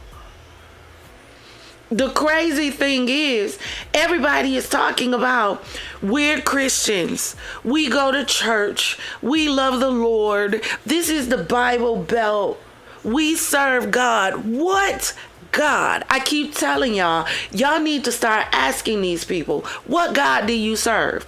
Because what God gives you permission to hate? Which one? Not mine. Not the one that said, beloved, let us love one another, for love is of God, and everyone that loveth is born of God and knoweth God. He that loveth not knoweth not God. So how can you say you be of God and you know God, but you don't have love for your brethren? You're spending more time trying to create division than you're spending trying to create peace. Miss me with this Democratic BS, with this Republican BS, with this black BS and this white BS, and everybody talking about God. Who God? Got to be a little G, not the big one. Not the big one. Not the one that said, in as least as you done, in as much as you've done to the least of these, you've done it unto me. Not the one whose scripture says love is patient, love is kind. It is slow to anger. It is not puffed up. It does not delight in doing harm. What God do y'all serve? What God are you saying you know? Just because I say your name doesn't mean you know me. Just because you say my name doesn't mean you know me. I can go one better than that. Just because you've been in the room with me doesn't mean you know me. What are you trying to say, Empress? All right, let me bring it on and make it live for you. Just because you hear people saying the name of God doesn't mean he knows them. And better than that, doesn't mean he knows them back. And when I say knows them back, I mean intimately. Because they talk. They have a relationship. They listen. My sheep know my voice, and a stranger they will not follow. How do you keep following people whose voice does not echo God's? But I want to continue. Because excuse me, another problem that they're running into, ICE, is y'all know ICE walks around with these masks on. So you can't, and not only masks, but the hats, you know, kind of like the, what are they called? The white supremacist groups, kind of like the white supremacist groups do. So because there's no way to identify who they are, you have people now who are posing as ICE, and they are kidnapping and raping women. You heard that right. I want us to check this out really quick.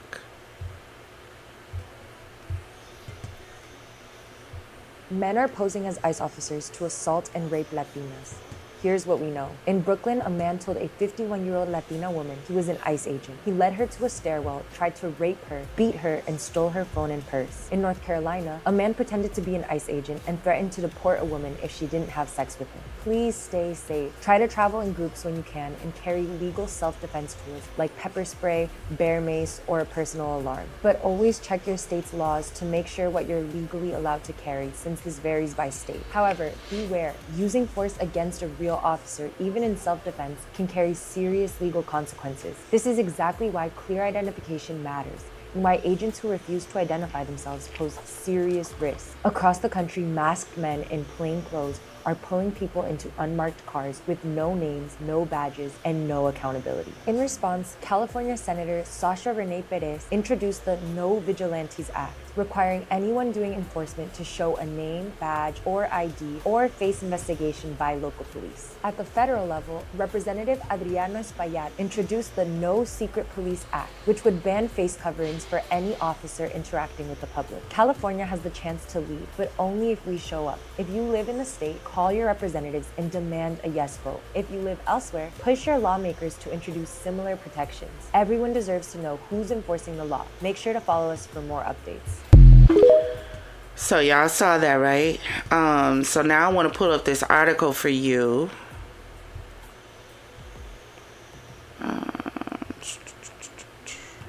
Here we go. So it says multiple ICE impersonation arrests made during nationwide immigration crackdown. So this is Sean Michael Johnson, Aiden Stiegelman, and Carl Thomas Bennett. These are 3 men who attempted to impersonate ICE to attack women. And we don't think this is a problem. Like, this is what I'm saying, y'all. Like, what is the end game here?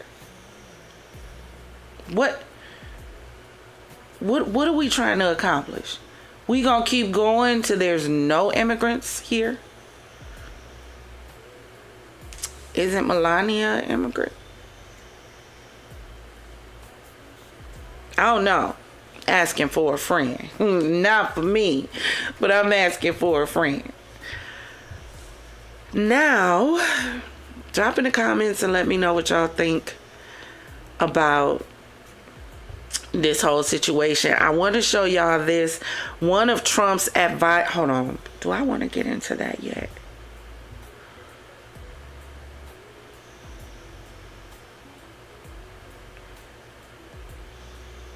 I'll get there in a second. Let's go here. I need y'all to check this out. So Stephen A. Smith came out and he had some words about Jasmine Crockett. Now, I don't really know what to say, how I feel about Stephen A. Smith, except,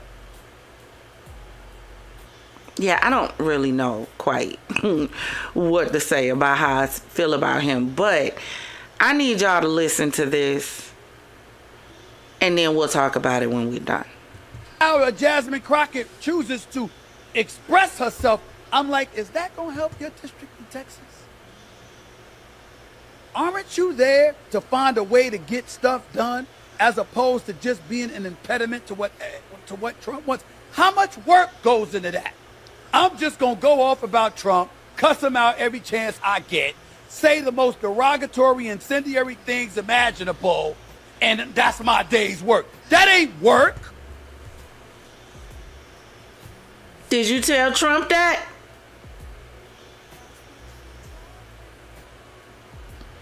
Is that not what he do all day? Sit on social media, talk about everybody. To him, everybody is stupid. They an idiot. They ignorant. Hell, y'all wanted to cancel Jimmy Kimmel, and then Trump turned around and told the UN that all their countries going to hell. And y'all are cool with this. Oh, I got it. It's cool when he do it, but it's a problem when we do it. Please, are you not listening to yourself, sir? You just wanted to have something to say about this black woman. Silence is consent. No, you're not supposed to sit back and allow somebody to be wrong and not say something about them. I can't trust anybody that can sit in a room with somebody that they know is 100% unequivocally, without a shadow of a doubt, wrong. And you gonna sit in a room and not say nothing just because of who they are. Sorry, I ain't gonna be able to do it. I can't. No, I cannot sit back and watch you hurt somebody I know and not say something. I can't. I can't. I cannot sit back and watch you inadvertently put myself in a situation on purpose by accident and not say nothing. No, I'm not going to be able to do that. So why is it that we expect when people in leadership are doing things that are wrong, that because they have the position, everybody else is supposed to sit back and just accept it because he's president? Are you cool? Are you?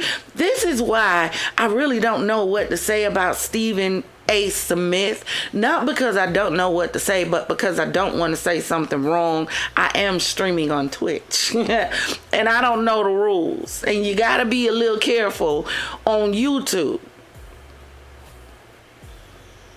But you poking a dead horse. It's like the pot calling the kettle black. Nobody in Trump's camp can talk about anybody saying nothing about Trump, because Trump spends his day talking about everybody else. Let's be for real. Work is saying that's the man in power. I know what his agenda is. I'm not exactly in a position to stop him, since the Republicans have the Senate and the House.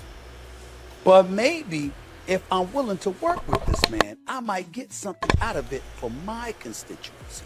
Because like Joe Manchin said, he's there to represent, or was there for 15 years to represent, the people of West Virginia. She's supposed to be there to represent the people of Texas. I don't know, maybe that just sounds ignorant because it's so simple. But it ain't that damn complicated. We make it complicated. No, he made it complicated with the stuff he doing in office and the stuff he's saying in office. Am I saying everything that Trump is doing is wrong? No, that's not what I'm saying. But it's enough right mixed in with enough male bovine feces to cause a whole mess that we still trying to figure out how to get out of. Didn't we just talk about what ICE doing? So ICE is basically the terrorists on U.S. soil right now, terrorizing U.S. citizens. And we're okay with this because he's the president, right?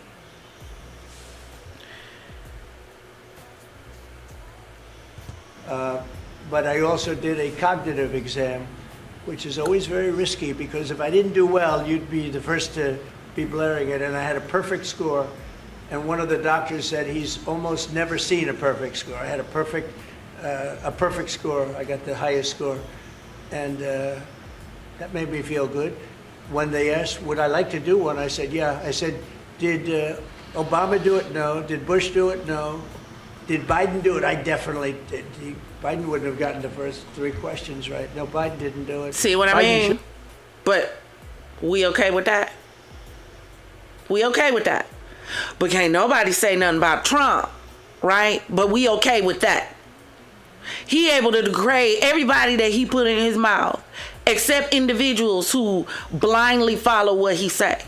But we okay with him talking about everybody though, right? It's cool when he do it. It's a problem when they do it. Y'all please. Y'all ready? Let's go. I received my bachelor's degree in political science. I have my Master of Arts in Government. I have my Master's of Science in Public Policy. And I have my PhD in Community Development Public Affairs. I am also a professor at Johns Hopkins University, where I teach education and policy. Not to mention, I'm also a political commentator. Slight work. Karen. Why is that no surprise? I spoke to Robin and Giselle. Okay. I find it so odd that you were talking about me being a doctor and mimicking me and saying, oh, she's a doctor what? And you don't even have 1 degree. You know, I am not one to brag about my degrees. I got 4 degrees.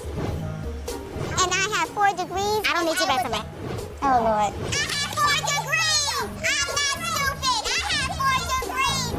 So when you question my degree and when you say...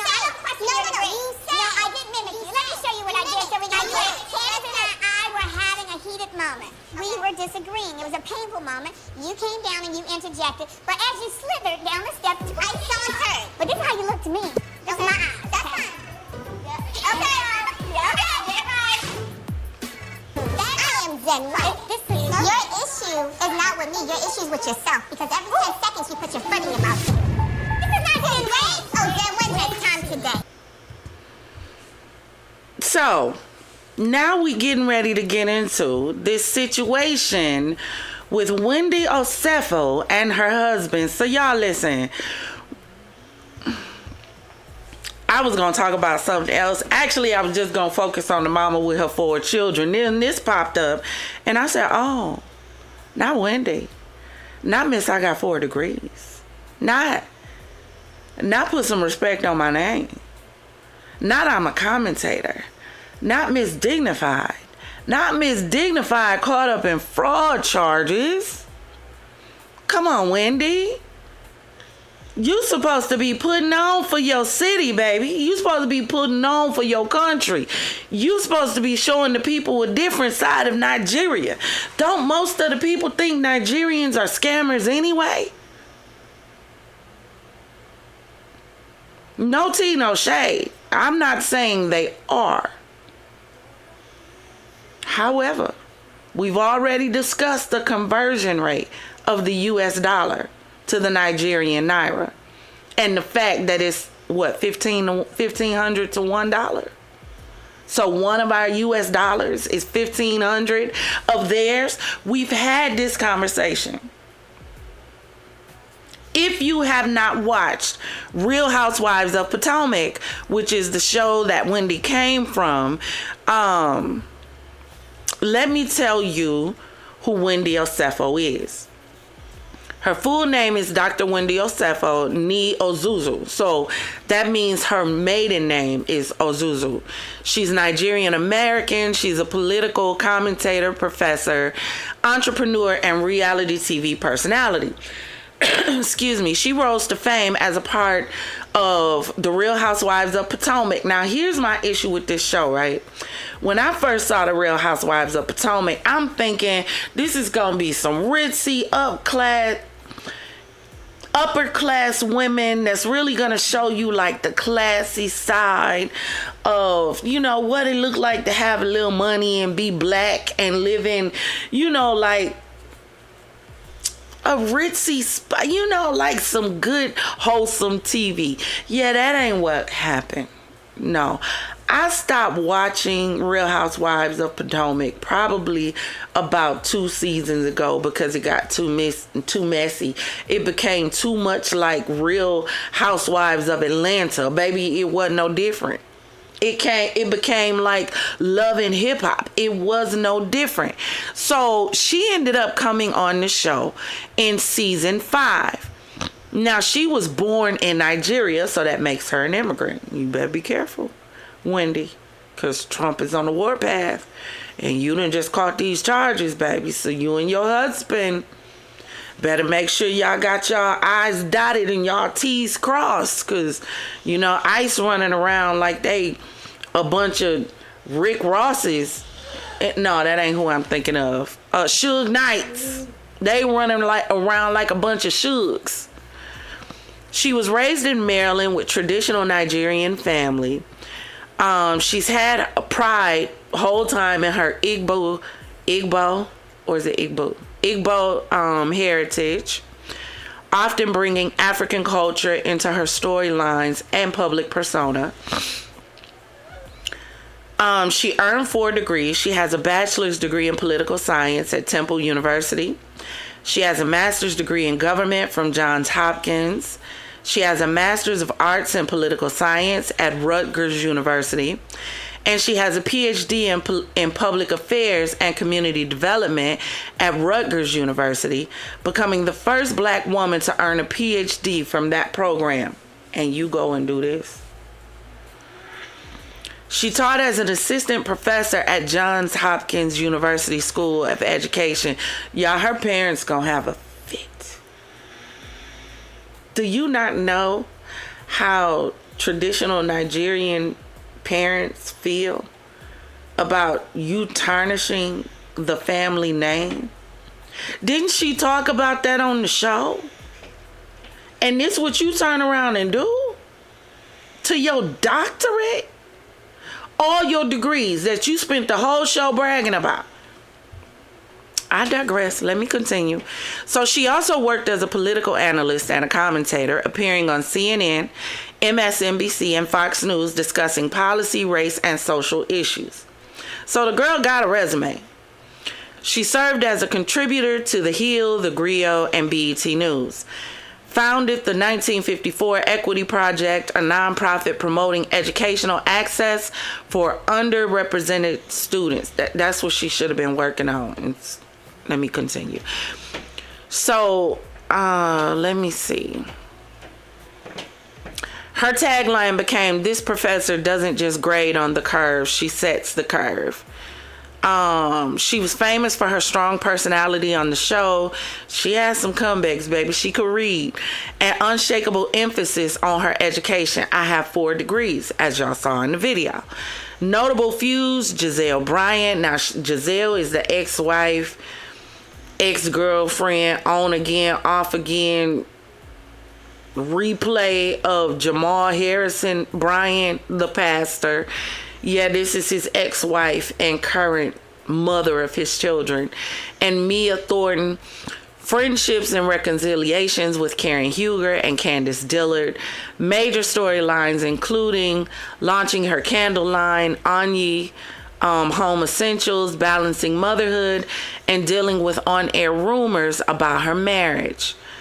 Let me see. Is there anything else? She's married to Eddie Osefo, who's an attorney and political consultant, and they share 3 children. They're known for projecting a power couple image until their recent legal troubles. Now, here's the problem. You have so many people trying to project an image that they really don't have. I told y'all the world right now is lights, camera, action. Majority of these celebrities now, they don't know how to live and operate in everyday real life. No, everything is a lights, camera, action moment. And they don't realize majority of the time that the camera is going to pick you up. It's gonna follow you. You're gonna have paparazzi. You're gonna have fans. How many times have we caught celebrities in stores because they was going to shop and somebody pulled out a camera phone? Come on, y'all, think about it. But let's go over to the articles so that we can see what they have been accused of. So this is an article on People. Excuse me. And it says that they are arrested and they are facing 16 charges between the 2 of them.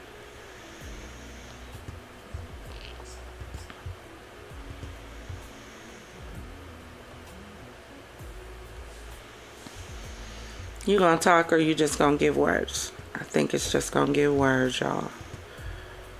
So we'll go to the other video on the other one. But the reality star, who is 41, and her husband are facing 16 charges, 7 of which are felonies related to alleged false, misleading, fraud info in excess of $300. Now, that's for one issue. The Westminster Police Department confirmed to People. They were booked on Thursday, October 9th. According to the police, they claim designer bags and jewelry were missing from their bedroom during a reported burglary while they were in Jamaica in April of 2024. Before Wendy was allegedly seen wearing one of the diamond rings in a later social media post. She gotta be too smart for this. Now you got to know, if you gonna report a ring as stolen, baby, you supposed to sell it, give it away, you're not supposed to be seen in public with it. Are you cool? All them doctorates and degrees didn't tell you maybe I shouldn't wear this ring in public because I just reported it as stolen. Oh, I get it. She probably gonna say she went and bought another one. Okay. Police investigations determined the other items they said were stolen have been purchased and returned. So not only have you claimed a ring that you still have, but the other items, they are stating, were purchased and returned back to the store. the ones that they claimed were stolen.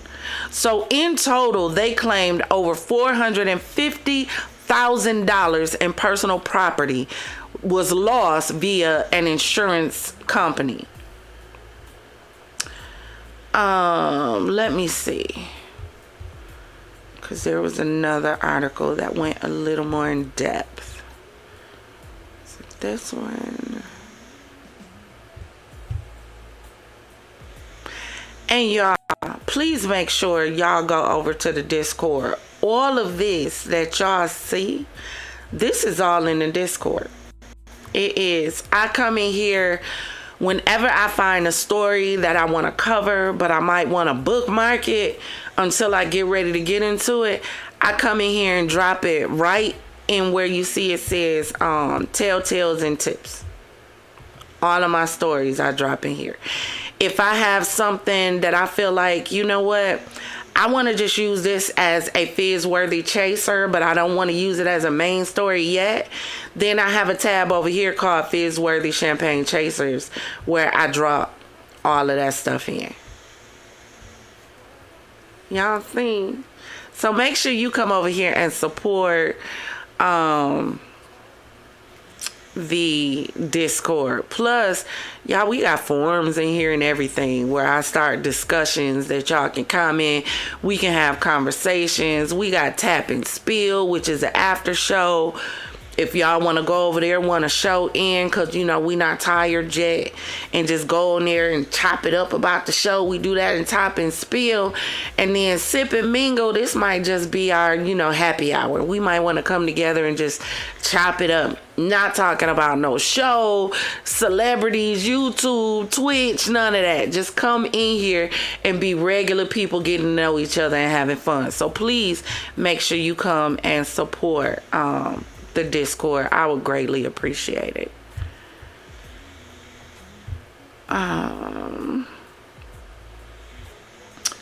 So let's get to this arrest. Get off my screen, please. All right, we gotta wait for the commercials.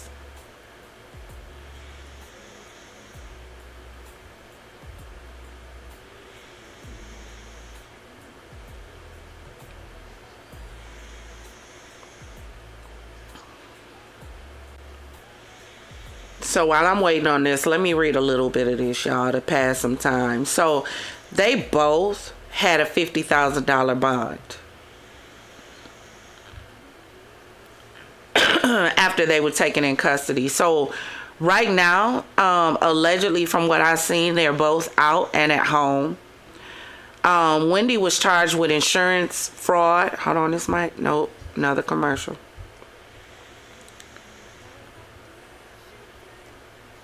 Y'all, these commercials be so, like, overbearing.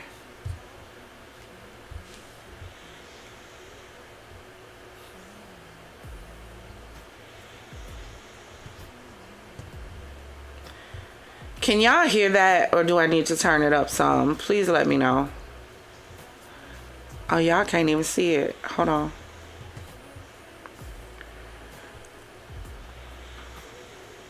Example of. I done showed y'all all that and it wasn't even on the screen. This news with you all. That's my first thought is $300.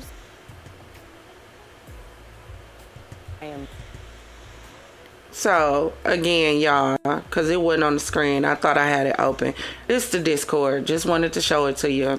Telltales and tips, Sip and Mingle, all of this. I thought I had it open. It was closed, so y'all didn't even see it.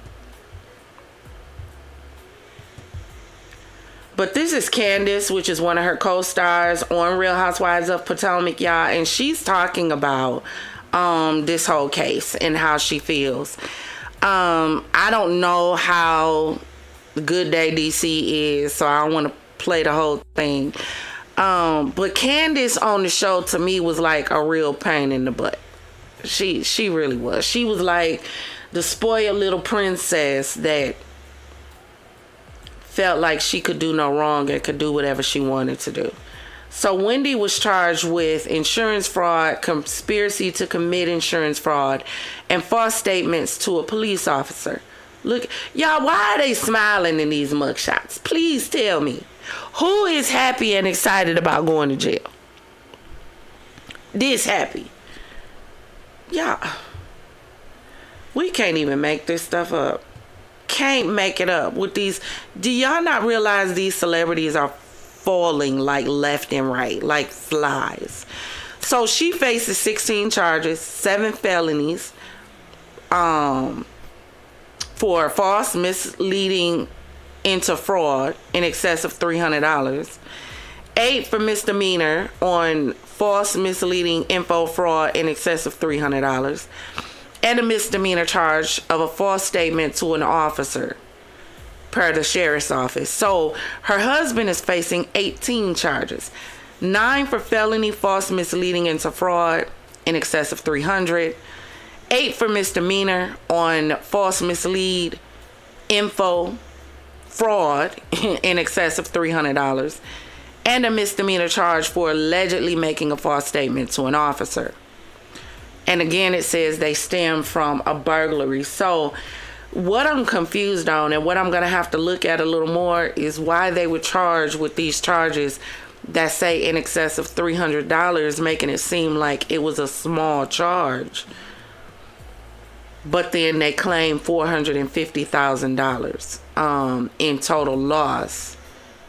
I don't know, y'all. I got to look into it further to understand exactly, are they being hit with the claims on the $450,000, or are they being hit with these little $300 in excess?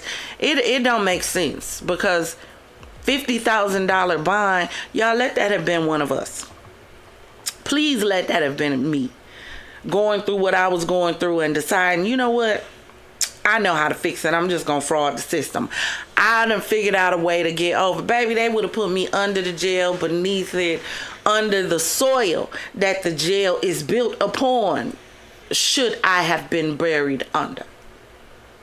But I guess when you're a celebrity, you get to walk on stuff like this. But it's still confusing to me as to what they're charging them with and not charging them with. So we're still going to look into that. But y'all, drop in the comments and let me know what y'all think.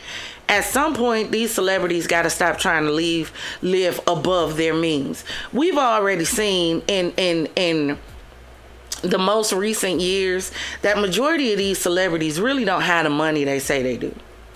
A lot of them really faking the funk. They really faking it for y'all, because they want y'all to think they really got it. Meanwhile, some of our dumbasses running around here trying to look like the celebrities, and they ain't even wearing real diamonds. Some of that stuff is borrowed, leased, loaned. Matter of fact, they just sporting it as a market employee. They don't own that stuff. Have we not noticed that majority of these celebrities are really broke for real? Come on now. But drop in the comments and let me know what you think about Wendy Osefo and her husband being brought up on these fraud charges. Remember, she got the tatas done on the show. Is that when this started, do y'all think? When her little change, because y'all remember on the show, for those of y'all who watch it, y'all remember when Robin and Giselle was sitting and was like, Wendy acting a little different. She acting a little different. Then she came out with the girls happy and nest, you know, because she got the breasts done and the booty plumped up. Y'all remember she got that done? Y'all think this was going on then? Why have we reached such a fraud society where everybody want to scam, instead of figure out a way to like get it out the mud and build it from the ground up? Do y'all know why I am so proud of what I did over here on YouTube and what I'm trying to do over on Twitch?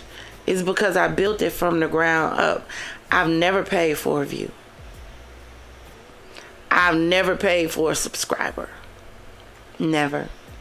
Matter of fact, I don't even post my YouTube channel on my personal Facebook page to people that I know because I want it to be organic. Just like on Twitch, when I checked my Rumble for Twitch, I think I had a watcher over there that was watching us over on Twitch. See, I be excited about the small stuff. Y'all be trying to wait to see till y'all see stuff blow up and be big. God said, if you faithful over a little, I'll make you ruler over many. But see, the problem is, most of y'all want to go past the little and just rush into the much. Had to be. Because how as a doctor, the same thing we said about the pediatrician yesterday, who done called the police and told the police that her baby drowned in the pool, come to find out there was no water in the baby's lungs. But you a pediatrician. Wendy, you are a doctorate, love. All of your degrees. I have 4 degrees. Not one of them 4 told you this wasn't a good idea. Don't do this. This gonna mess up your name. This gonna mess up your character. She's already had projects that's been cut because of this situation. This is what happens when you don't fix character flaws before you get to the top. Those character flaws start flowing out. You know, the character flaws that you tried to keep hidden from everybody because you wanted everybody to think you were perfect. But y'all let me know what y'all think about Wendy Osefo and her husband. Y'all ready for the last show of the night? You ready to get into it? Well, do me a favor. Make sure those glasses are filled to the rim. Give me about another 20 minutes of the show. And I'm going to be out y'all way so y'all can get y'all rest and all of that. I don't know. I might jump on the Discord. I might want to talk to some people or something. But do me a favor. Make sure your phone is charged. Make sure that glass is filled to the rim.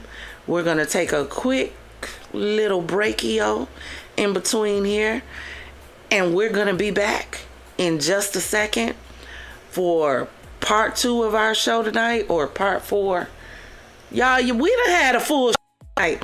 Y'all done got the Fizz Fest 30-minute show. Y'all hear your girl voiceover. I be doing them voiceovers and them videos.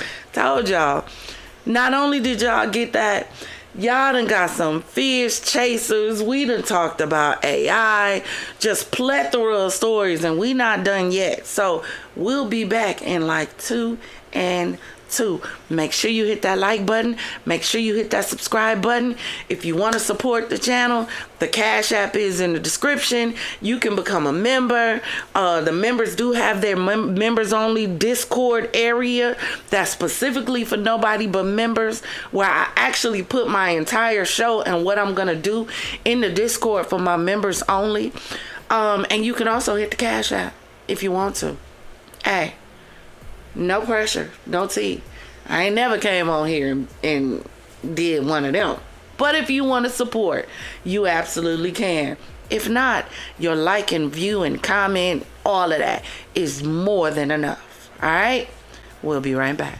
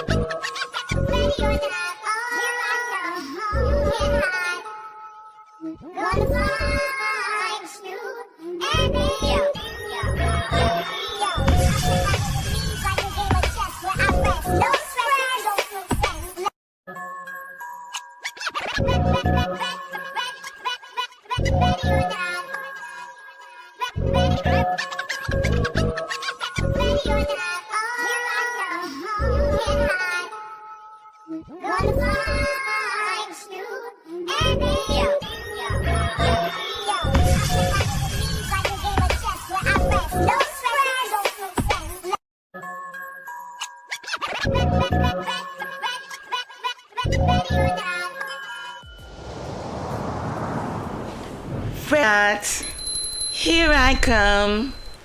You can't hide. I'm gonna find you and make you want me. Yes, I love that song, y'all. It's stuck in my head.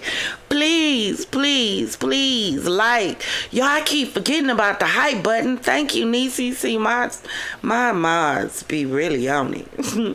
Thank you, Niecy. Please hype up the video, y'all. Please do me a favor. Hype up the video over there on Twitcheroo. Please hit that follow. Y'all, I keep telling y'all, I gotta figure out what all the terms is on Twitch. I gotta figure them out. So, hey, if any of my Twitcher rules over there want to drop in the comments and let me know, like, what is Twitch's equivalent to like, share, subscribe over on Twitch, so that I can make sure I'm addressing y'all properly. Okay? So now we getting into this story, y'all. When I saw this story, the level of irritation that I felt on the inside, because I'm tired. Not only are our babies leaving here at the hands of each other, but they're also leaving here at the hands of their parents. What is going on with these parents? Oh, I know. They ain't want kids anyway. See, a lot of women started having children for a check. Let's talk about it. We gonna be real. We gonna be real. A lot of women started having children because they knew the more children they had, the more money they would get at a certain period of time. There was a period of time in Wisconsin where you would get, was it $673 per child? So if you had 6 kids, multiply those 6 kids by $673. What happened was, a lot of women wasn't going out and working. They was staying home and popping out kids. Not because they cared about the kids, but because they cared about the check. Not only did you have that, but you had a generation of women who were putting their children on Social Security for a check. Not because they had anything mentally wrong with them, but simply because they found a glitch in the system and realized, if I can teach my children how to play crazy, I can get a check for my children. So you had a bunch of women who were having children for monetary value, not to be a nurturer, not to be a mother. So now we come around and we're consistently seeing stories like this with mothers who are unaliving their children. And I am so torn and confused because I'm trying to figure out, women were nurturers. And I'm not talking about y'all who don't want to have children. This conversation ain't for you. See, over here we deal with context and culture. Don't bring up something we ain't discussing. We not talking about women who don't want to have children. Baby, this ain't even about you right now. We're talking about women who have had children who really did not want them. And so now we seeing story after story after story. Children being found in freezers. Children being found buried in backyards. Children being found with sticky, icky holes in them. Children being found drowned. Children being found left out. We covered the story about the girl who left her newborn baby in a plastic bag under a bush. Talking about, I just needed a break from her. So you leave the baby in a bush outside? Didn't the people say that baby was out there for like 2 days? They thought it was a cat crying. Luckily, the baby survived. So we gonna get into this story because the more I see, and y'all, to be honest, this is why you'll see me cover a story. Then we'll take a break from doing anything about unaliving and cover something else. Because mentally, too much of one thing can weigh on you. It really can. It can bring you down. I remember going down a Chicago drill rap rabbit hole at one point. Baby, it had me scared of leaving out my house. And I ain't even living in Chicago.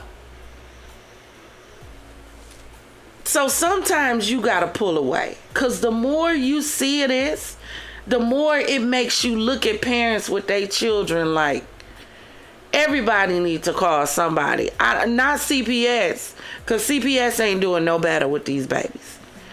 But let's get into this show with Miss Oninda. And according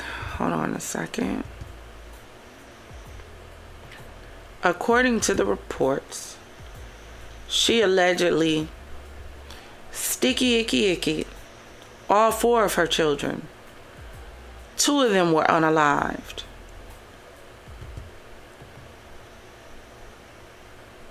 So let's pull this up. This came from The Root.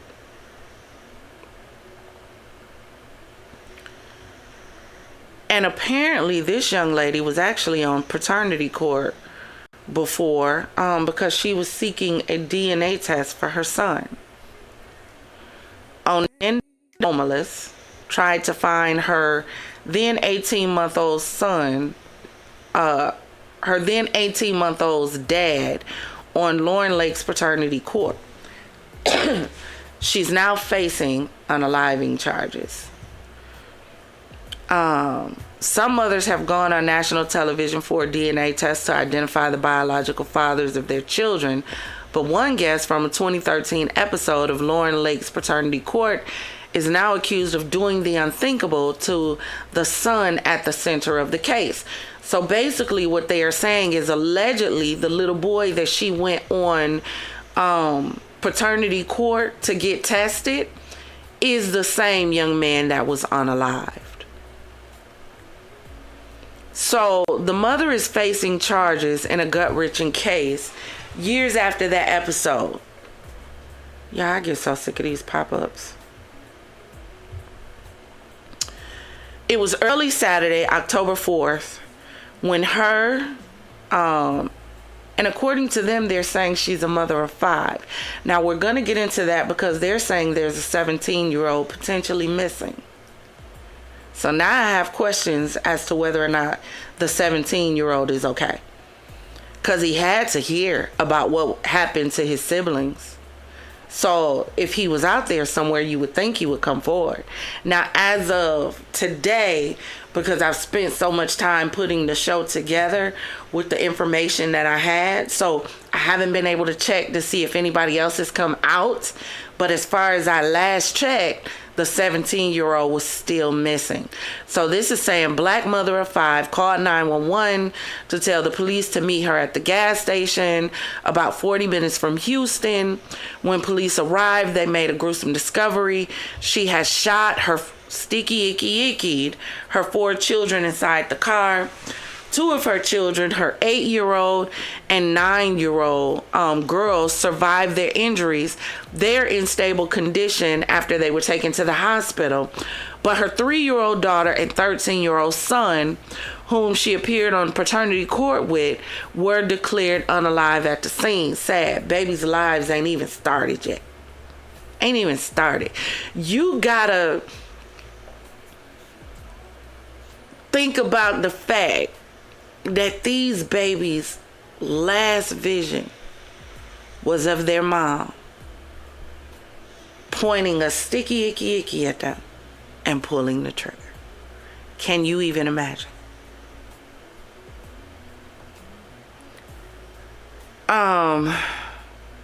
In an episode titled Teen Mom 2 Possible okay, so we went through that. This gives more details. So she was dealing with 2 men at the same time. She had her fiance of 4 years, and on the show she said she messed with another dude. And that's when her 13-year-old was conceived. She said she cheated out of spite. Neither of the men proved to be the father of the son, who was 18 months old at the time of taping. She is also the mother of a 17-year-old who is unaccounted for. He was not with her at the time of the sticky icky icky, per reports. Wasn't found during the search of her home. Officials found a large amount of Social Security cards, 2 unwrapped stacks of blank checks, 15 credit cards, and other identification documents for numerous individuals. So it's really interesting that we're talking about Miss Osefo and her scamming and fraud. And then we turn around and have this mother in the same show tonight, and she's a fraudster too.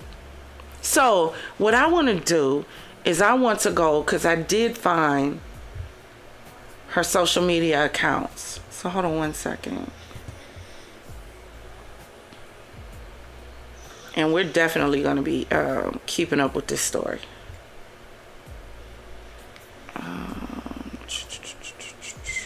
So this is her Instagram page.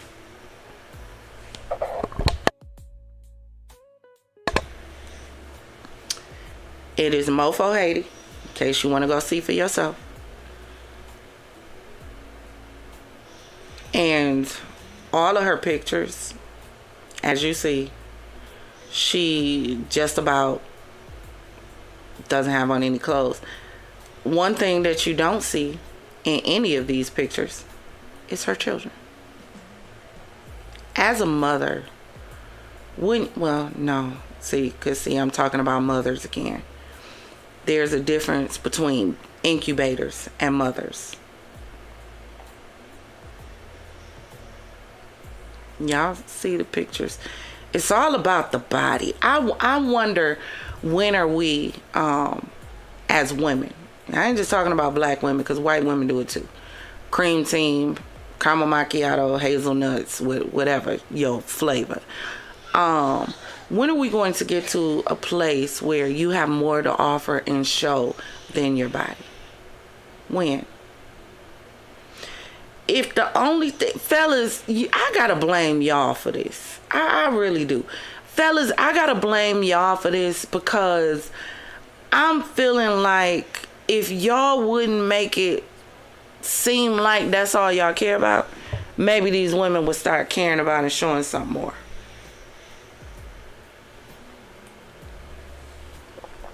That's my opinion, though. That's my opinion. You may disagree, and that's cool. Because they doing this for y'all. They ain't doing it for themselves. You think a woman would go get a BBL and get her stomach sucked out for herself? Like, make it make sense. And I know we say that, and it sounds good to say that, but you put on makeup when you can't see your face. Listen, when I get ready to do my lives with y'all know what I put on? Hold on.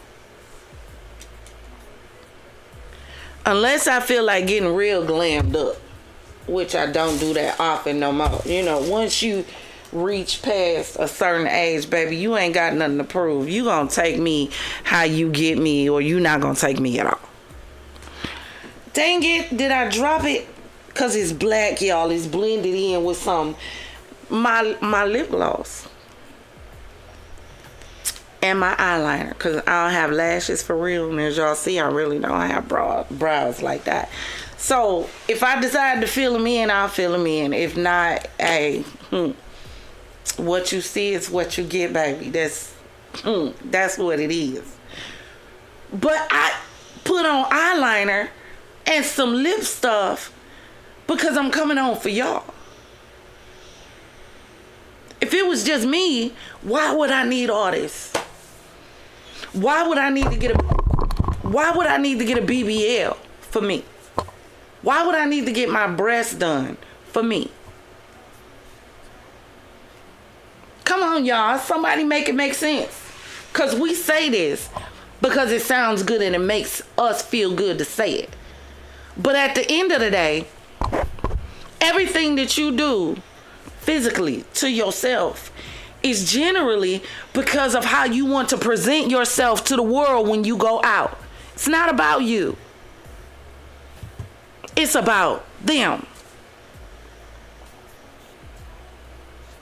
But as a mother, wouldn't you want to have your oh, I keep forgetting, y'all, we not talking about a mama.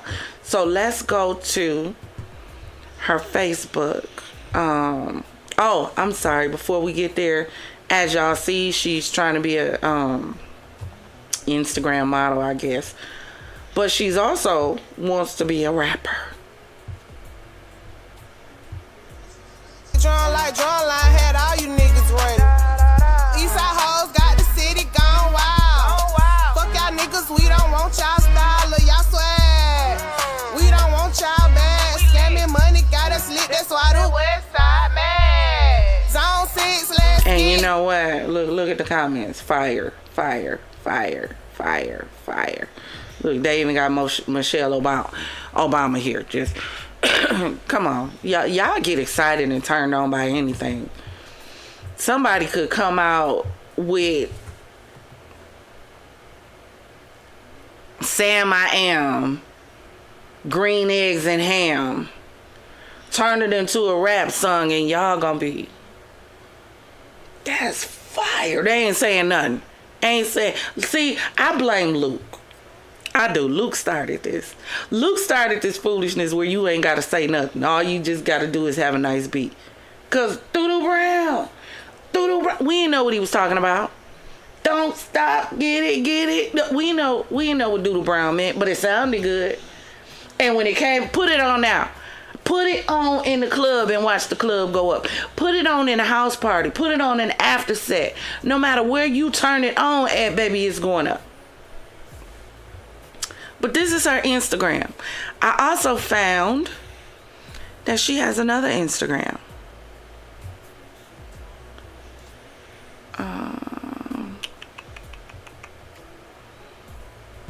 Now this was her Instagram before her BBL. So this is probably the one that she probably didn't want a lot of people to know about. That was probably this one. So as you see, there's a big difference in the body. See, now I blame Rolly for this. Yep, I blame Rolly and Zeus. Because what it looks like she got was a big girl BBL. She's not small. And her butt wasn't necessarily flat. It wasn't as rounded as it is now on the other Instagram. But it wasn't necessarily flat. Pretty girl. Sad. Sad. Look, as you see here, she didn't have a flat butt.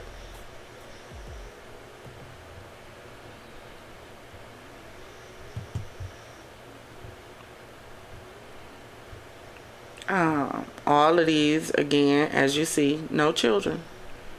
Just her. And to be honest with you, let me play the devil's advocate on that real quick. Because I generally, like when it comes to my streaming stuff, now on my regular like Facebook page or my regular TikTok page, yes, I may post my children. But streaming and stuff like that, some people like to keep their kids away from that. So I kind of get it. On that arena, I understand. But also as a mother, and this is just me, because I'm from a different time. But I'm not going to have myself on the internet consistently naked and understanding I have smaller children who are going to see this. But again, that's just me. But this is her second page. This was before she got the BBL. I want you guys to see her baby's birthday party.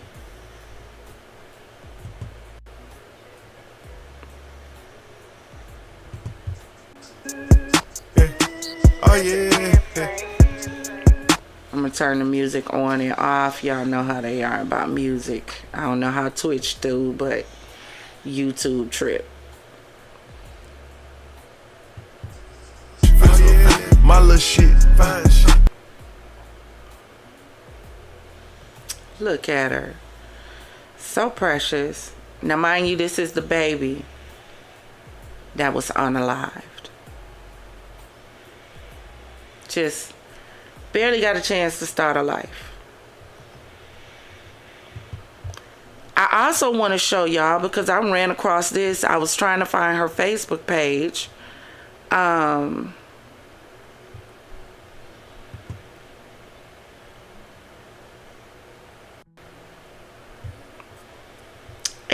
on this page, she actually has more pictures of her children. However, when you go to the post on her page, she hasn't really posted anything since 2020. So this is a page she doesn't use that much anymore.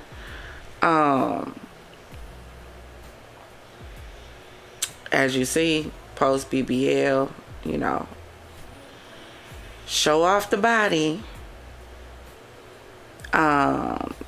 This must have been her other daughter, Kylie, because 2020, 5 years ago, Amora wouldn't have been born yet. This is a picture of the oldest son that was unalived. I want to say this is Kylie right here, because Amora is the baby and the only other one missing is the 17-year-old. Yeah, so she got it here. This is Kylie, this is the baby. I'm sorry, her second oldest daughter. So now, according to them, when they went into the house, they found all kind of credit cards. Let me see. Do I have it in here? Yeah, I post so much stuff. Okay.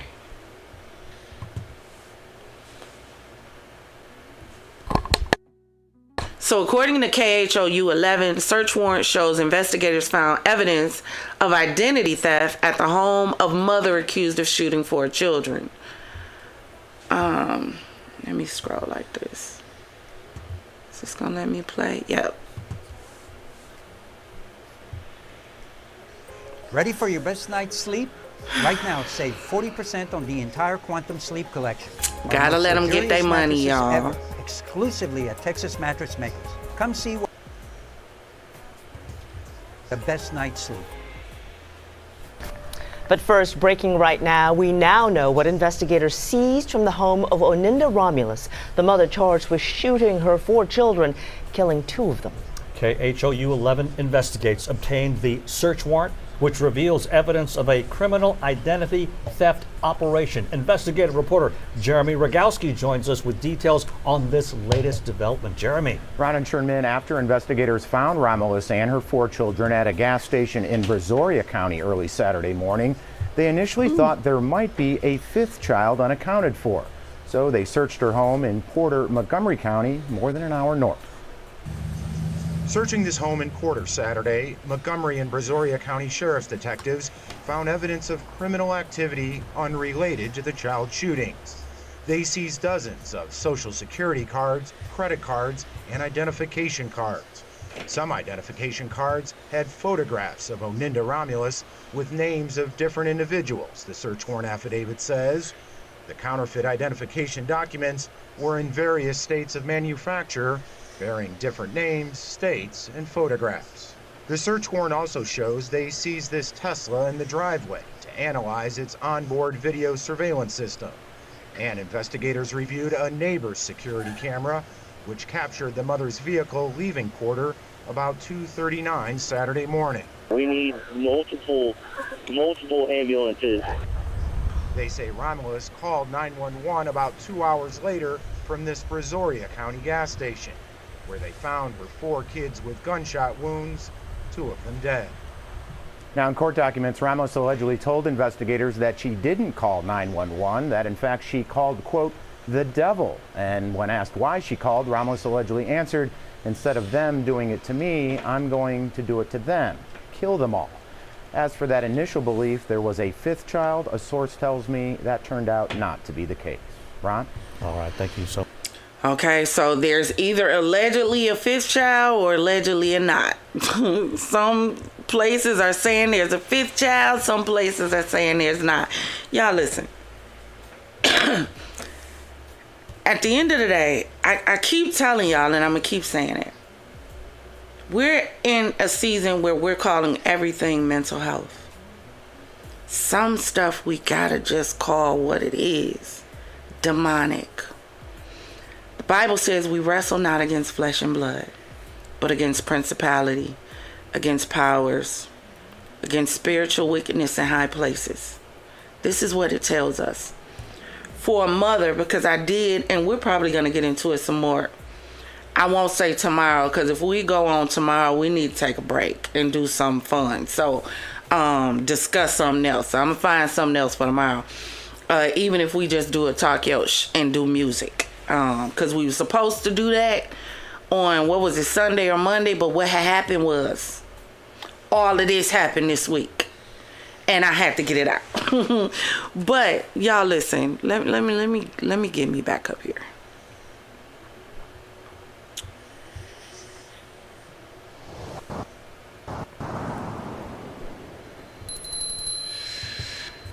Please make sure you do me a favor and like and subscribe. Y'all see me glancing over. It's because my TV is right here. So I'm trying to look at how it all looks. But y'all listen. Y'all listen.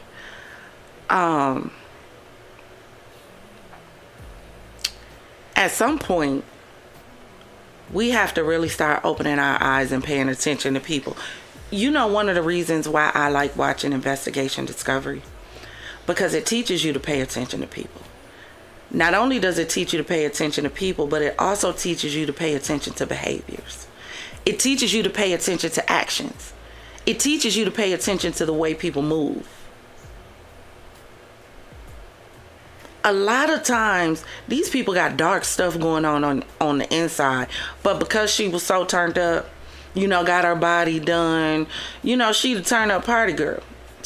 She makes me think a lot of, y'all remember the mother that we covered before on Momsters, who was laying up under her boyfriend while her daughter had froze to death in the closet of her apartment, and the rats had started to eat the baby body. And her son, who was in the apartment that was filled with trash and feces and food and all of that, he was about to be next up, but she came home in time because she was leaving her kids overnight and for days at a time. What was it, a 3-year-old and a 4-year-old in a house by themselves? That's what this story makes me think of. And at some point, we gotta admit, this stuff is demonic. This ain't mental health. You telling me your mental fractured and you seeing the devil?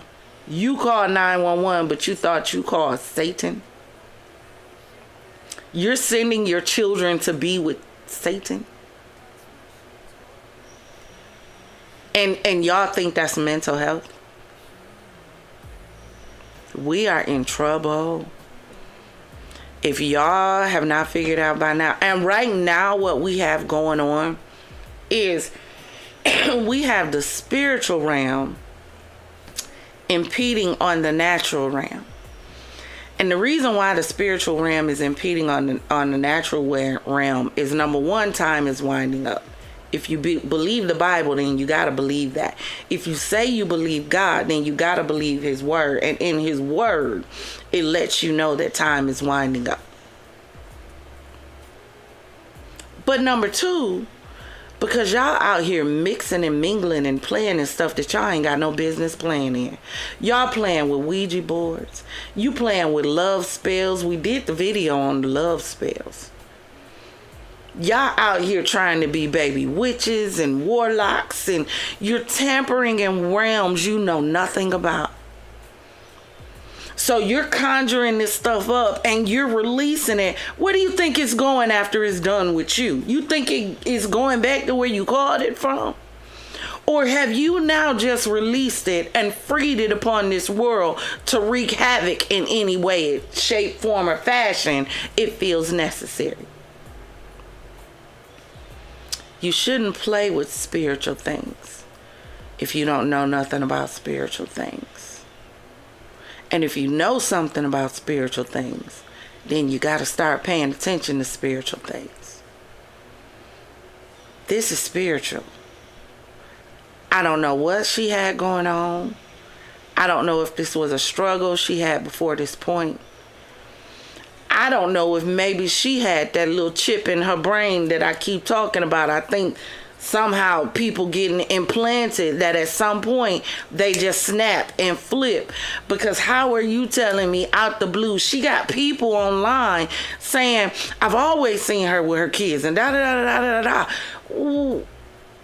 So either this was always in her, or something flipped and went terribly wrong in a matter of moments. Which one do you think it is? Because these are the conversations we need to start having. But you drop in the comments and let me know. Y'all listen. It is 1:23 a.m. We have made it through a whole show. Y'all, without a glitch, a itch, a switch, a flip, a shutdown, start over, restart. I don't even think it buffered, y'all. But thank you for joining me tonight for tonight's champagne conversation with my confidants. I gotta think of a name for y'all over at Twitch. For my new family on Twitch, welcome in. We are so happy and grateful to have you. Please do me a favor, hit that like button, that subscribe button, that share button. Please do me a favor, look in the description if you want to support the channel. Cash App is there. You can become a member. Make sure you join the Discord. On the home page, our other channels are listed there. I do have about 4 other channels that I do run by myself. Yeah, I'm a one-woman show. So please do me a favor and go over there and subscribe. Hit that notification bell so you'll be notified whenever we jump into the Champagne City for another show. And Champagne Gang, always remember, if it doesn't cause you to elevate, baby, it's causing you to depreciate. So until we meet again, speak again, all of that, raise your glass, clink and let's drink till we meet again. Ta-ta.